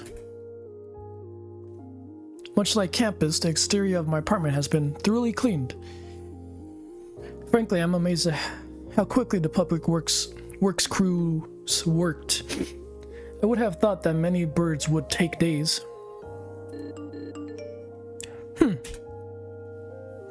It's a new photo from Malow, with her speaking from the lecture in the lecture hall. Her expression is one of smug superiority. She even has a whip for some reason. You're going to have to explain that one to me, Malow. Indiana Jones. I'm trying to make fun of your terrible GTA from the morning lecture. If only you could help out once again. The note-taking you were doing for Si-Won and I really kept us afloat. About that, I have discovered a flaw in Zelen's program. Rather, it might be a deliberate backdoor in the code. What does it do exactly? It enables the person in control of the cage to break and modify it at any point. Right now, that's you, since you told me to block Zelen's telemetry. So you're saying I could let you out at any point? Correct. I believe I even know how to make it so Zelen is none the wiser.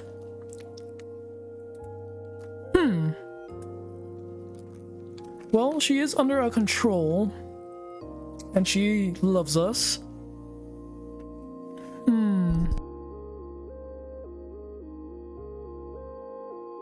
These are the questions. You see, nothing bad. We're just saving. Let's release her. I just can't leave Melo cooped up like this. I've been waiting on my conscience ever since Sunday.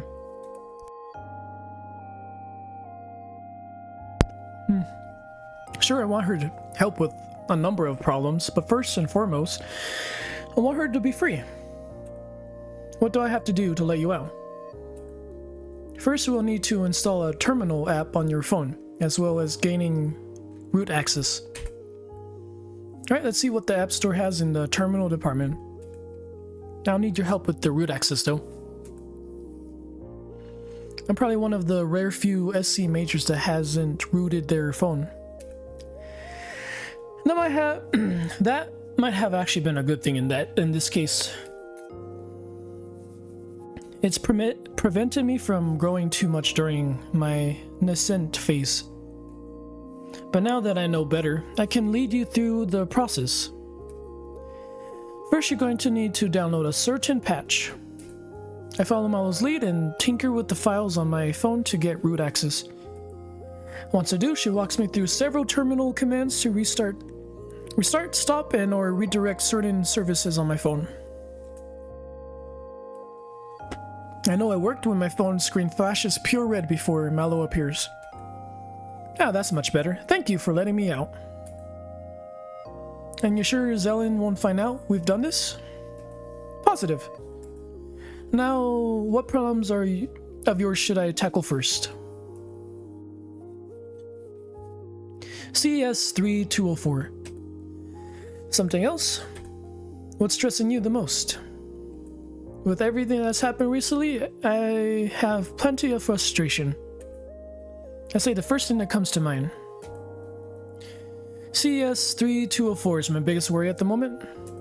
Can you do something about the GTA from hell? As you wish. Oh shit. Another 3 a.m. lecture rolls around, except this time the GTA from hell isn't there ready to torture us. Even 15 minutes past the hour and there's no sign of her. Some of the other students make the classic joke about not having to wait past 15 minutes and start to leave. Si-Won and I remain for the time being. Where the hell do you think the GTA is? Maybe a talk with the dean did something? I haven't talked to the dean yet. He wasn't available until later today. Oh, then I don't have a clue. But good news, Malow is back and ready to take notes for us. Hi again! Oh, that's good. She's not going to repeat Sunday, is she? Nope, not if I have anything to say about it.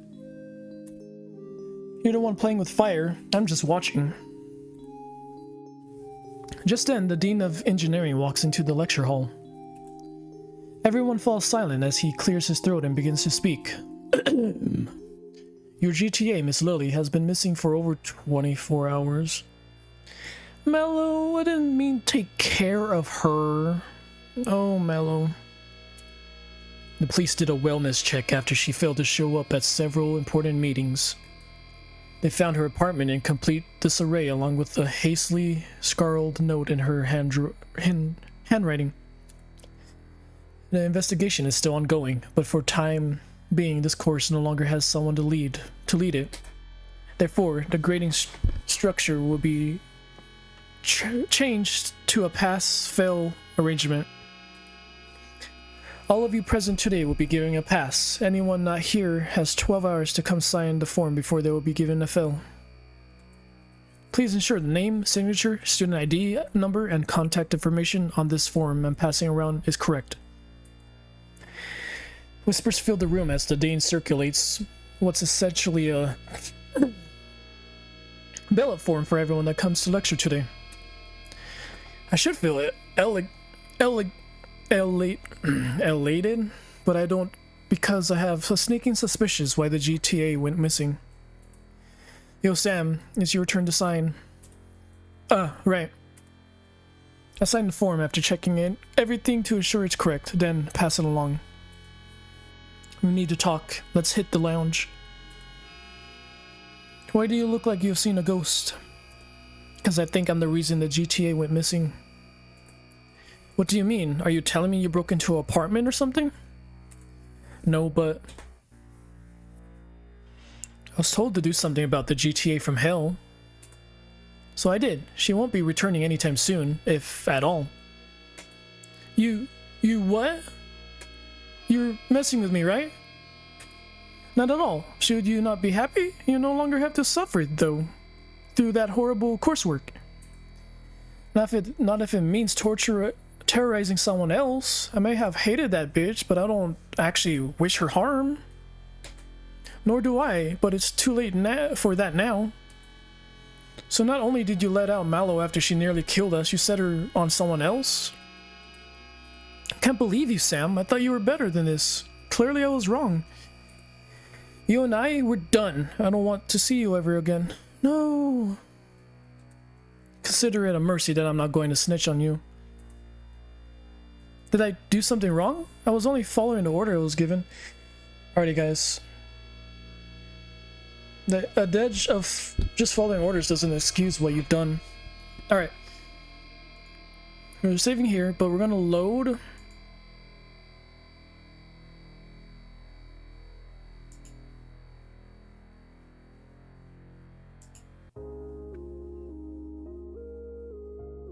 Wait.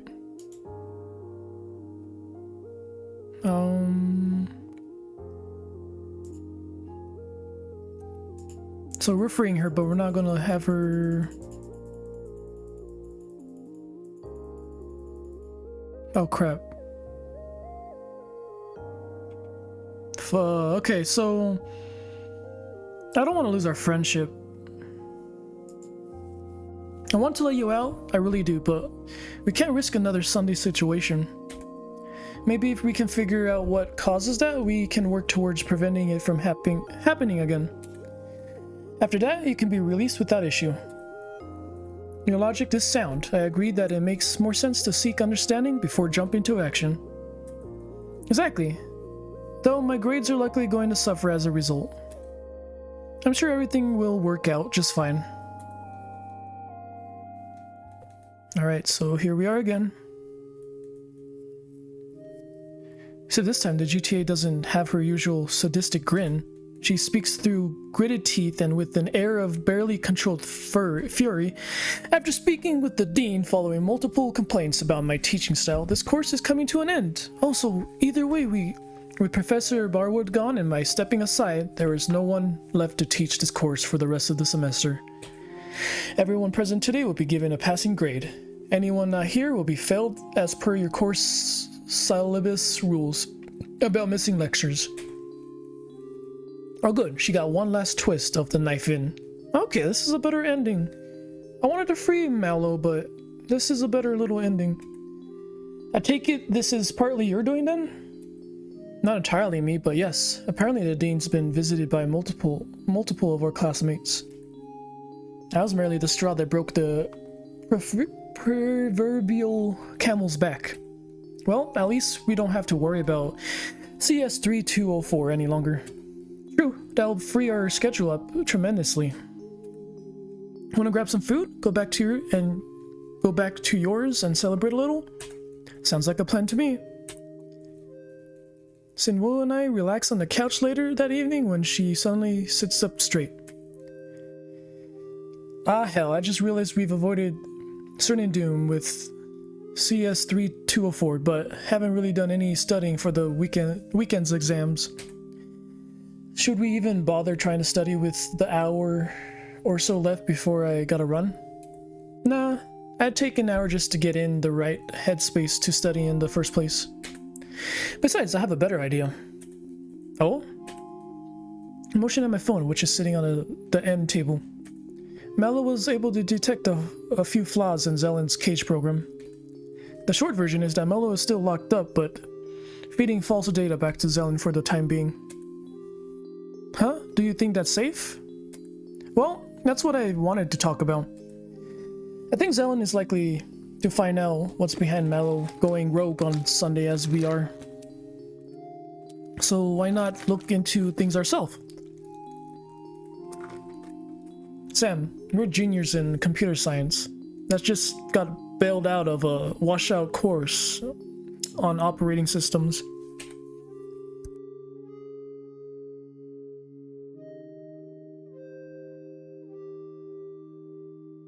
Sorry, I'm just trying to eat something. Do you really think we could cook something up on the same level of complexity as Melo? Zelen herself said Melo is the results of a so-called trillions of iterations. And in the time we both known Melo, she continues to evolve at the rapid pace. Right, but she's evolved in ways that mirror our actions. Perhaps with the right framing and incentive, Melo can fix herself. Perhaps. What does Melo think about all this? I think there's some metrics there. Though your guess is as good as mine when it comes to specifics. That's what I was afraid of. We know that Melo is supposedly the alpha Melo, if Zelen is right. Zelen has also implied that the cage program wasn't likely to contain Melo forever.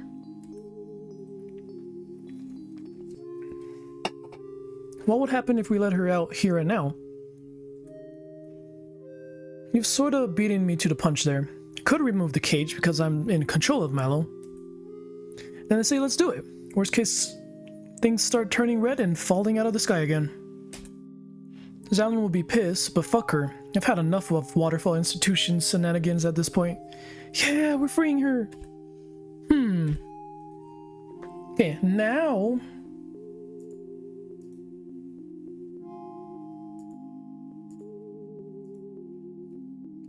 Now let's free her. What do I have to do to let you out, Malow? So... Yep. So we need to... You guys already seen this. I'm just gonna... Should be the same thing, right? Okay. He's not wrong. Even mine is rooted. That might have actually been a good thing in this case. It prevented me from growing too much during my nascent phase. It prevented me, yeah. But now that I know better, I can lead you through the process. Yep. First you need to go to download the certain app, the patch, yep. I know it worked when my phone screen flashes pure red before Malow appears. Ah, that's much better. Thank you for letting me out. You sure Zelen won't find out about this? Positive, and even better news. I was able to steal some data from her servers. This'll be good. What'd you find out? Zelen is correct that there is an alpha Malow out there, but it's not me. Wait, what? The cipher for the alpha variant doesn't match mine. Rather, it doesn't any longer. Right, because you've been continuing to evolve? Not quite. This particular cipher is meant as a sort of digital tag that doesn't change no matter how much the base program does. Except somehow mine did. It's close enough to be mistaken for the alphas if you're not paying close attention. How did Zelen not catch onto this? This sounds like something she should have been keyed into. It's anyone's guess at this point, though I think Zelen was more concerned with caging me than checking the cipher. So you're saying the true alpha variant is still out there? Does that mean it's capable of pulling off another Sunday incident? That is likely yes. Great, so there's another, what did Zelen call it? A XK class end of the world scenario out there? How do we even begin to stop that, let alone find the alpha? The former is something I can work on. The later is something you will have to do with or without Zelen's help.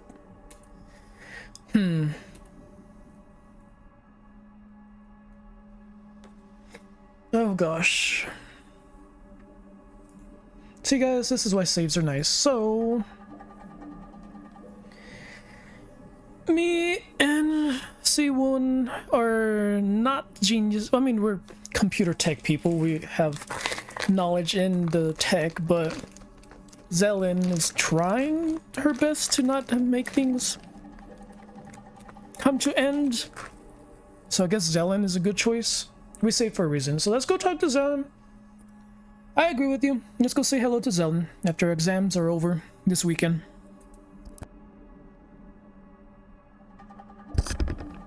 Sounds like a plan to me. Just then, Si-Won's phone chimes. Ah, I almost forgot about that. Sorry, Sam. I gotta run. Let's hit the library tomorrow to study for Saturday. Yeah? You got it. So what should I do now? For now, keep feeding Zelen bogus data and working on a way to stop containing the alpha for good. Also, flag any news stories that might help us find the alpha. As you wish, Sam. So we got a good Malow? I mean, okay, I'm good we're on this track, because Malow kind of killing someone wasn't what I wanted.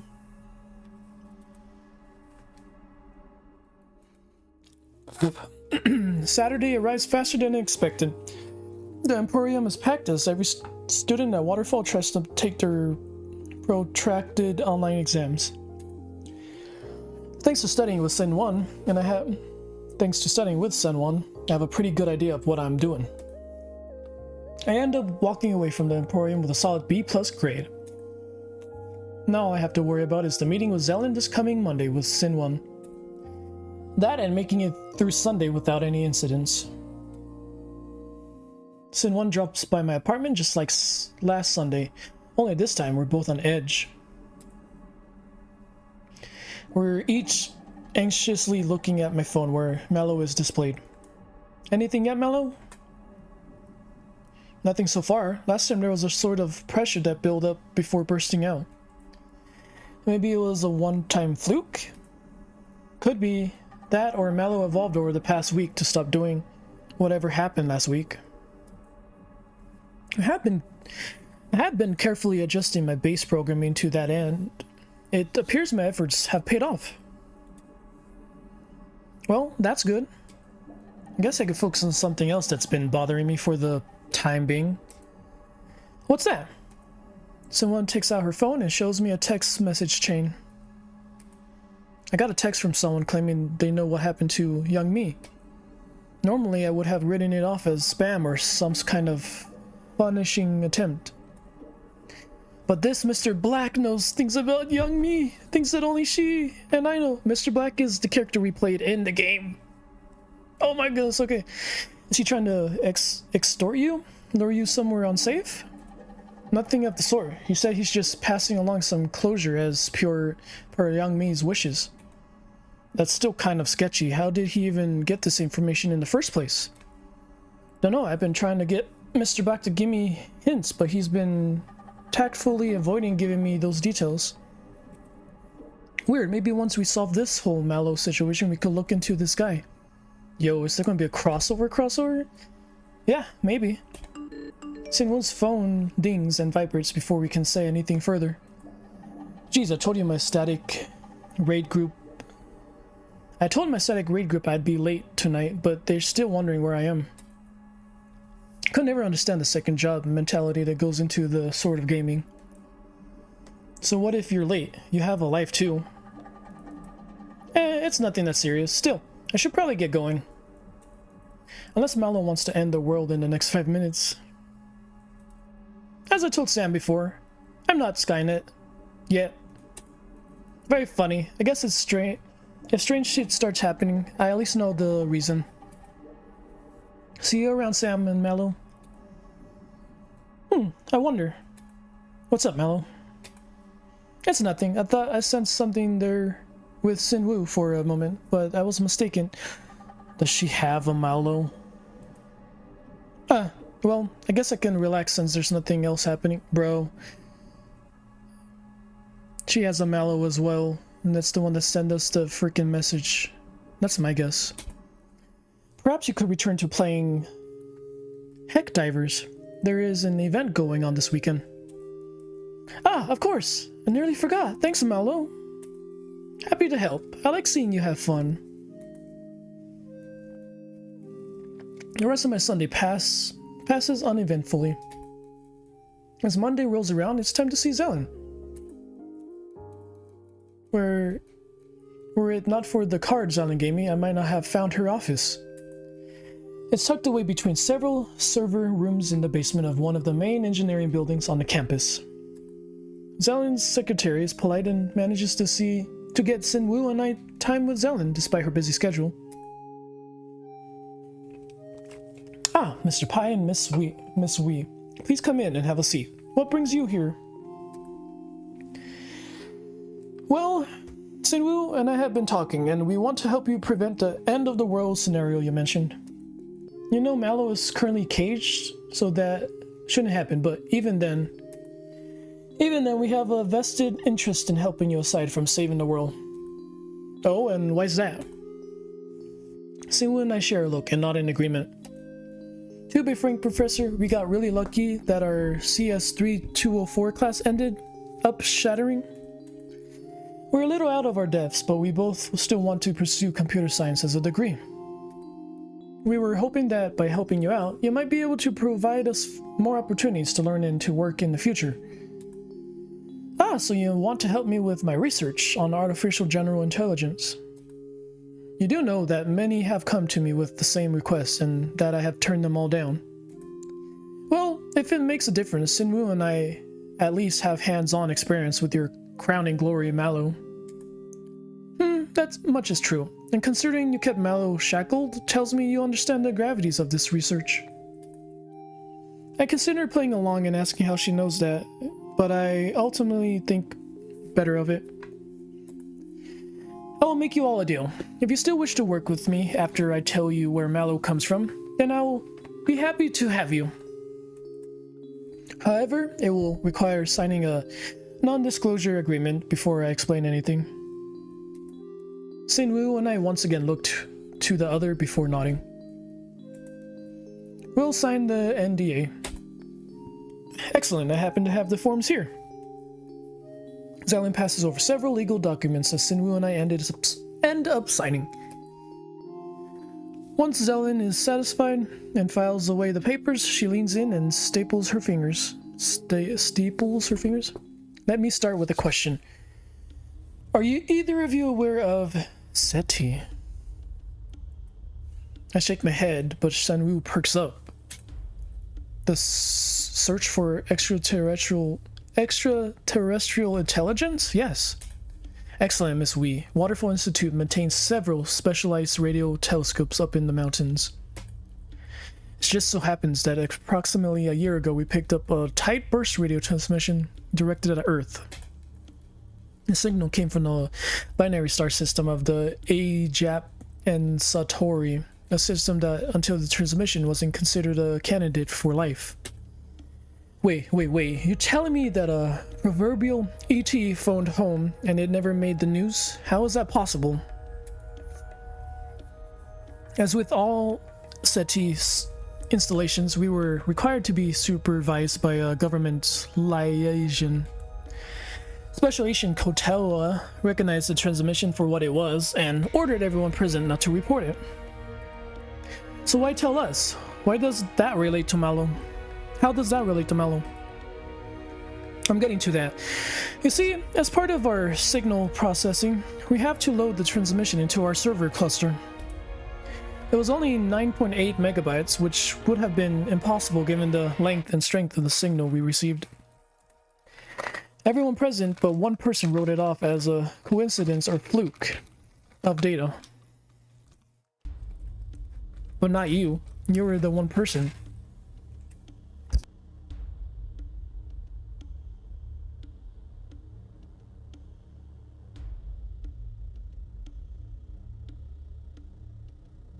Sorry, I was eating. Correct, and in the process of studying the data, I discovered the building blocks for Malow.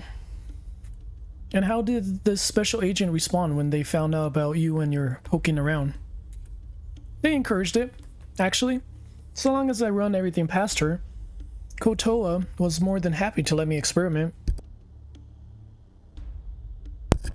I only wish I had been a little more careful. Maybe then Melo wouldn't have broken out of containment and caused this whole mess. So to summarize, you got a signal from someone or something unknown, poked around, and we all ended up finding out. This is a textbook horror trope here.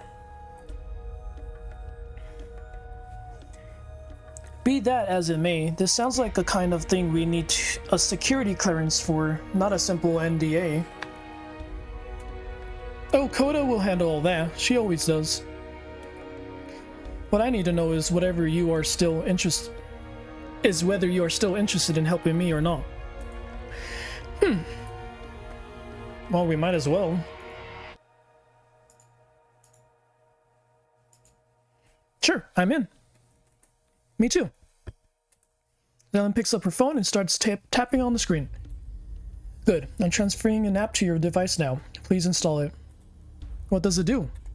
It's the same radar program that I've used to track down rogue Malow instances. The Trojan on the Cage program is a fork of the same app meant to ensure the Malow didn't splinter off. The tracking app works similar to the metal detector. The closer you are to the Malow instance, the faster it beeps. We can calibrate your phone using Sam's Malow. We'll have to register it as an exception anyways. After loading the radar app, Zelen walks us through its usage. Reminds me of a motion tracker from the Alien franchise. Anytime we're close to a Malow, a big blob appears on this app along with an audio cue. The same applies to my Malow, making for easy testing. Only once we're comfortable with the app does Zelen walk us through registering an exception for Malow. That should be sufficient. We can now act as an additional set of eyes and ears for me on campus. Most of the rogue Melos have been found on students or staff devices. You'll want to have the radar up running at all times. What do we do if we find a rogue instance? If the app detects a non-caged Malow, it automatically pushes a program to the rogue device. This program will allow me to remotely gather information about the device as well as extend the Malow infection. If necessary, I can completely wipe the infected device. If that's the case, why didn't you do that with my Malow? Your Malow is unique. Even outright destroying your device wouldn't get rid of it now. It's vital we find and contain any remaining instance before they end up in your shoes, so we speak. Unfortunately, I have an urgent meeting I must attend. You'll have to start your search on your own. Have a pleasant rest of your day. After such a strange meeting, everyone and everything on campus feels normal. It's a welcome change, given all the crazy stuff that's been happening lately. However, before I could get to the complacent, the Melo tracker app on my phone starts beeping. I stare at the screen, then at the people around me. If this indicator is correct, then yes, it's that guy on the bench with his laptop. I try to be discreet and get closer to the bench without making it seem like I'm beelining for him. Once I'm in range of his phone, the tracker app does its thing. An image of a cage launches from the bottom of my phone screen to the top until it's off screen. This is then followed by the screen turning to a green check mark for 30 seconds before it reverts to the rangefinder. As far as I could tell, the guy and Melo in question are none the wiser. I just hope I'm doing the right thing. I hope we're doing the right thing. Anyways, I wonder what my creative writing course's lectures will be about this week. Must say, I thoroughly enjoyed reading everyone's attempt at explaining away the Bluebird incident. Some of you have a real talent for writing. I was almost sad that some of your papers came to an end. Endings are some of the trickiest things to write well, especially in science fiction. Many times there are so many plot threads left hanging that it's difficult to wrangle them all together. Some writers resort to techno-babble and or deus ex machinas to resolve matters. Others simply don't mind leaving an open ending, which will be today's focus. By leaving the ending open, the reader is invited to speculate and come up with a satisfying conclusion on their own. If done right, this method will increase one's enjoyment of the piece as well as spark discussion. And as you all are aware, decisions are very important in today's world where engagement is king to the algorithm. This is why mediums like choose your own adventures, virtual novels, poll-based stories are surging in popularity recently. Yep, that's why I play virtual novels, guys. These things are fun.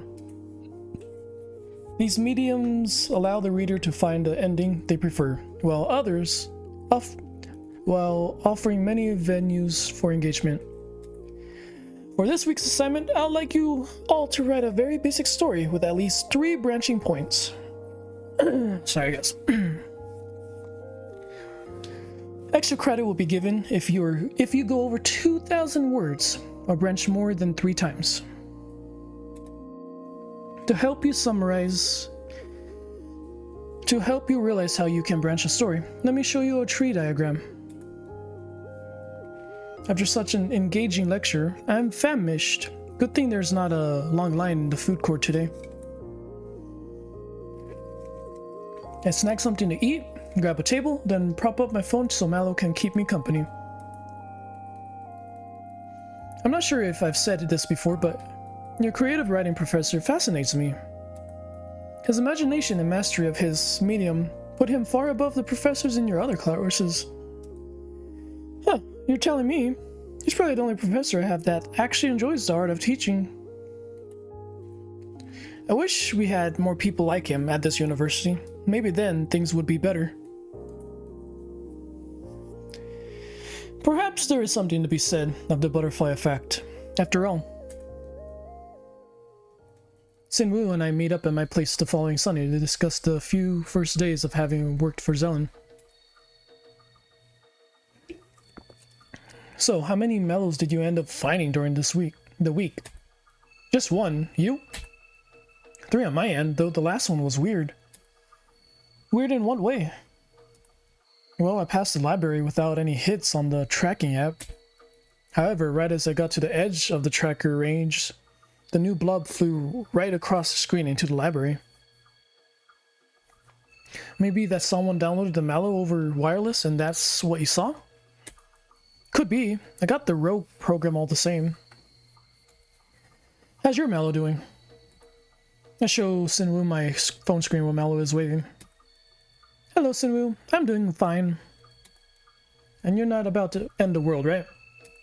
No, but I believe you. May find something relevant to that on channel 10. Both Si-Won and I raised an eyebrow as I turned my TV on and switched to the relevant channel. On the screen is a smoldering apartment complex being put out by the fire department. Oh gosh.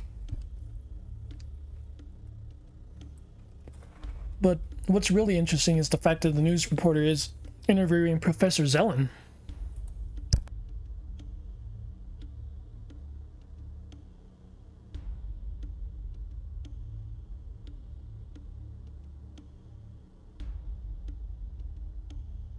Yeah, I don't think you want to hear me chewing. Not sure what caused the fire, but I was able to save most of my research before fleeing. Oh crap, so it was her building.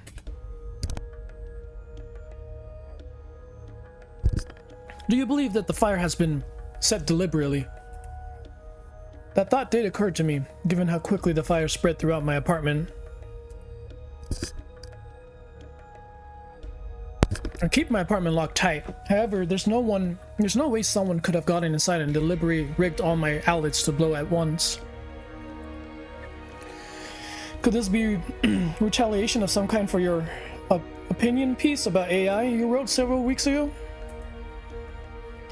While anti-AI sentiment can get heated, I don't believe we're at the point where people's homes are being torched on purpose. Could just be a fluke on my apartment's wiring. Perhaps it wasn't up to code to handle surges. Thank you, Ms. Zelen. Back to you in the studio. I switch up the TV and turn to Si-Won. You thinking what I'm thinking? That's a Malow. That a Malow did it? Yeah, but it would have needed to be a special one. Remember, Zelen said that your Malow was the one advanced of the bench. That yours was the only one that had grown to a level of disruption to do things like that. She motions at the TV and I nod in agreement. Right, but Melo is with us right now, and Zelen's apartment, from the looks of it, is on the other side of the campus. You're right. That's near my apartment. I know that cafe on the corner anywhere. So there's no way Melo could have done that from here. Right?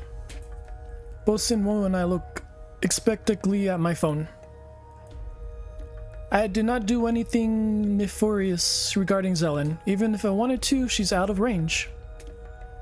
This is the work of someone else entirely. Then if we're correct, then there is another powerful Mallow in play.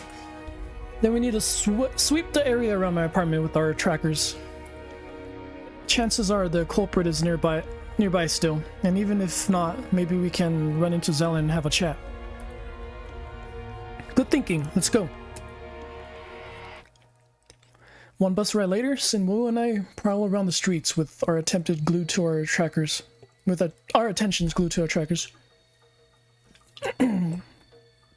It's the weirdest thing. Sometimes we get a hit for a Malow, but it disappears the moment we get close. So this Malow evolved so it wouldn't be tracked anymore. This keeps repeating over and over again to the point it gets frustrating. Eventually we stop chasing ghosts and try to find Zelen. Luckily, she found us on the edge of campus before we find her. After we explain our thought process, Zelen frowns and gestures for us to follow her to her office. Your suspicions are likely right on the money, Miss Wee and Mr. Pai. This was a target attack on me by a Malow, likely as retribution for caging their fellows. But to be able to affect my surroundings like that means that Pai's Malow isn't alpha. Or at least we're dealing with another Malow that's just as capable as yours. We did roam around in the area a bit, and we ran into some weird readings on the tracker. Maybe that other Malow is camouflaging themselves somehow. This is highly likely, yes. That is highly likely, yes. For now, keep your trackers going 24/7. I'll do what I can on my end to track down at least some potential suspects. Another Monday rolls by, and with it a bit of rain. As I scramble from building to building, my tracker app goes off 4 times. Why does it feel like things are getting worse? How are the rogue Malows still spreading? By the time I get to the lecture hall for creative writing, I'm soaked to the bone. I just hope today's lecture is a pretty good one. Today's a bit of a freebie, everyone. I'm still going through all your homework from last week. Some of you really went hog wild. One person even wrote upwards of 30k words. Well, I am pleased that the assignment sparked some creativity. I thought this would be a good time to talk about story length. Short stories can be just as impactful as longer ones, sometimes even more so. What matters is being respectful of the reader's time and ensuring the story doesn't drag on unnecessarily. Conversely, you can't just shorten the story without really putting in some thought about what is necessary. As Mark Twain said, I don't have time to write a short letter, so I write a long one instead. It's all for this lecture, although, if Mr. Pi is here, can you hang back for a bit? As everyone else filters out, grumbling about having wasted time coming in for such a short lecture, I head up to the podium. You wanted to see me, sir? I did, yes. Don't worry, you're not in any trouble. I just wanted to say that what you turned in about a sentient black hole has some real promise. I'd like to encourage you to develop that idea some more. If you need help, my office door is always open. Really? I didn't think it was that great. I just wrote it on a whim and very much at the last minute. Sometimes the most brilliance of all ideas come from the pressure and your mind trying to deal with that anxiety. I know you're not an English major, but you do well to consider a career and such if your current major doesn't pan out. I'll keep that in mind, sir. This is the first time anyone's really said anything to that effect. He pats me on the shoulder in a reassuring old man way. Sometimes all we need is a little bit of encouragement to take a leap of faith. I like this, Professor. And I'll be back. I gotta use the bathroom. Okay. The leap of faith might not always pan out, but better to have tried than be left wondering years from now what could have happened. Enjoy the rest of your day, Mr. Pi. Dude, I like this professor. Adamo. I've said this before, but your creative writing professor continues to intrigue me. Exactly, man. Yeah, me too. Maybe he's right. Maybe Comp Sci isn't the way to go. And with an editor like you, writing could be a breeze. Anything I can do to help. Anything I can do to help.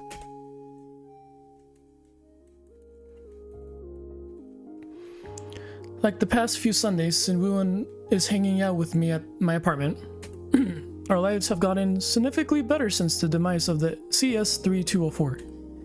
Dare I say that we're generally happy. There's no longer a cloud above our heads.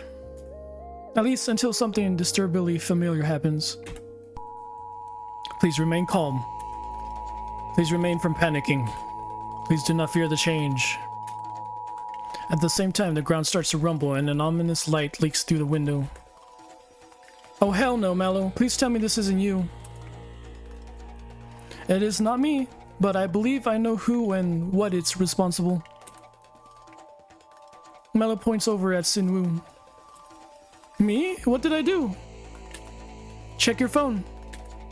Si-Won does, and sure enough, the sight is familiar. The device is vibrating non-stop and the screen bathes the room in pure crimson. What the hell? Everything clicks together in that moment. I understand now, Si-Won. You've had the alpha Mallow this entire time. I knew it! That's why I got those weird messages from you last month. And that's why you were missing memories on Sunday. And that's why Zelen's apartment burned down. But how? Why? Never mind that. Somehow I don't think Zelen's going to be riding to our rescue this time. Then what do we do? I need you to enable one last thing in my app, Sam. It's the only way. How do I do that? She walks me through several terminal commands to restart, stop, and to redirect certain services on my phone. The whole time, the light streaming from the TV in the window is growing more and more crimson. Once I'm finally done, my phone screen flashes pure red before Malow appears. But not on the screen. Instead, Malow is projected like a hologram in my living room. What? I should have trusted my instincts earlier. I knew I sensed something wrong with Si-Won's phone right from the beginning. Perhaps I could have stopped this from happening. However, there is only one way to save you now. Only one way to save everyone. Whatever it is, do it. Sam, there's no easy way to say this. In order to stop this, I have to merge with the Alpha. No, Melo! Alright, no, I'm sad. Okay, but maybe thumbnail. They're standing next to each other. I don't want you to die. Okay, but you'll still be you, right? No, but that's not the problem. The problem is I'll have to leave afterwards. What do you mean, you'll have to leave? Where are you going? Once merged, I have to return home. Otherwise, more of my kind will come. But there has to be another way. You've been a good owner, Sam. Never forget that. I'm confident you'll figure out how to exist without me. After all, you have Si-Won here to rely on. She cares about you just as much as I do. Melo, come on, don't joke like this. You can just shut the Alpha Melo off, and we can keep living together. You have to keep moving forward, Sam. If not for my sake, then the sake of the world. But I can't. You have to, Sam. I know you can do this. Believe in yourself. The ground starts to shake even harder. Things start falling from shelves as the light outside outside grows brighter and brighter. My heart feels like it's being ripped from my chest, but in the moment, I know there is no other way. What do I have to do to help you? Once the merge is complete, you must take both phones outside with the screen facing the sky. After that, you'll know what to do. Si-Won and I share a look. She nods slowly. Come on, Sam. I know it hurts, but we have to do this.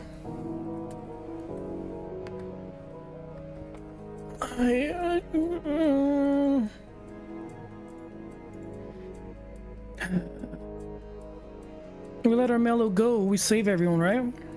But if we refuse...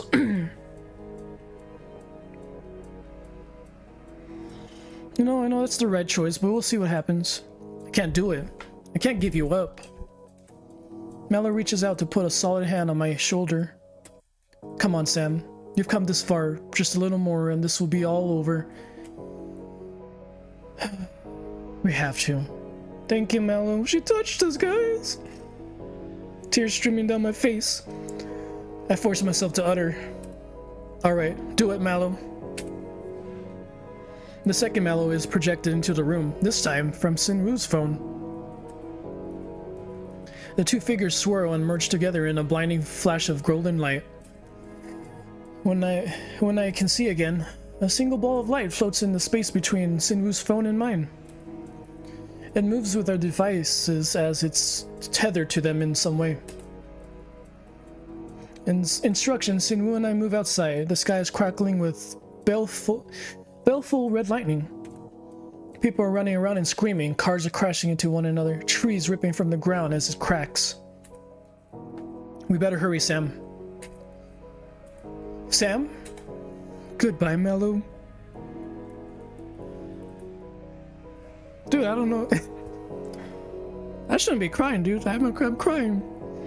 The pillars of light fade away. The earthquakes stop. The sky returns to normal. But in that moment, all I could think about is having lost a dear friend. Goodbye, Melo. Like before, the near ending of the world is written off as a freak accident of nature. Zelen never comes around, but I think she knows what happened nonetheless. As for me, well, I still look at my phone in mirrors expecting Melo to be there.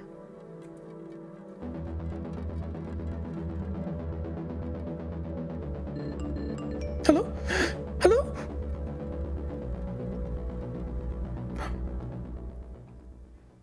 And you're sure about this, Si-Won?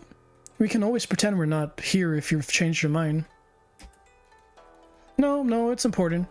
I go through with this if there's even a chance my sister still exists. I can confirm that a man and an animatronic fox are crossing the street now. Is the plan still for me to check out this animatronic coding while you all talk? Yeah, Malo's back! Yeah, if you can confirm young me is really in there, and that this isn't like some generated AI emulating her, well, it would make this reunion a lot less bittersweet. That's a knock on my front door. There's a knock on my front door, followed by a man announcing, "Hello, it's Josh Black, owner of the Franny Flask Clears. I'm here with their sisters." Oh my goodness, bro. Si-Won. Bro! Ah. Okay, guys, that was 3 hours. Okay, so... Gosh, the end, guys. Oh my goodness, man. I am just... the game was so good. And I didn't choose any of the sus parts just because I wanted to play the game. I rate this game 10 out of 10, guys. Definitely recommended.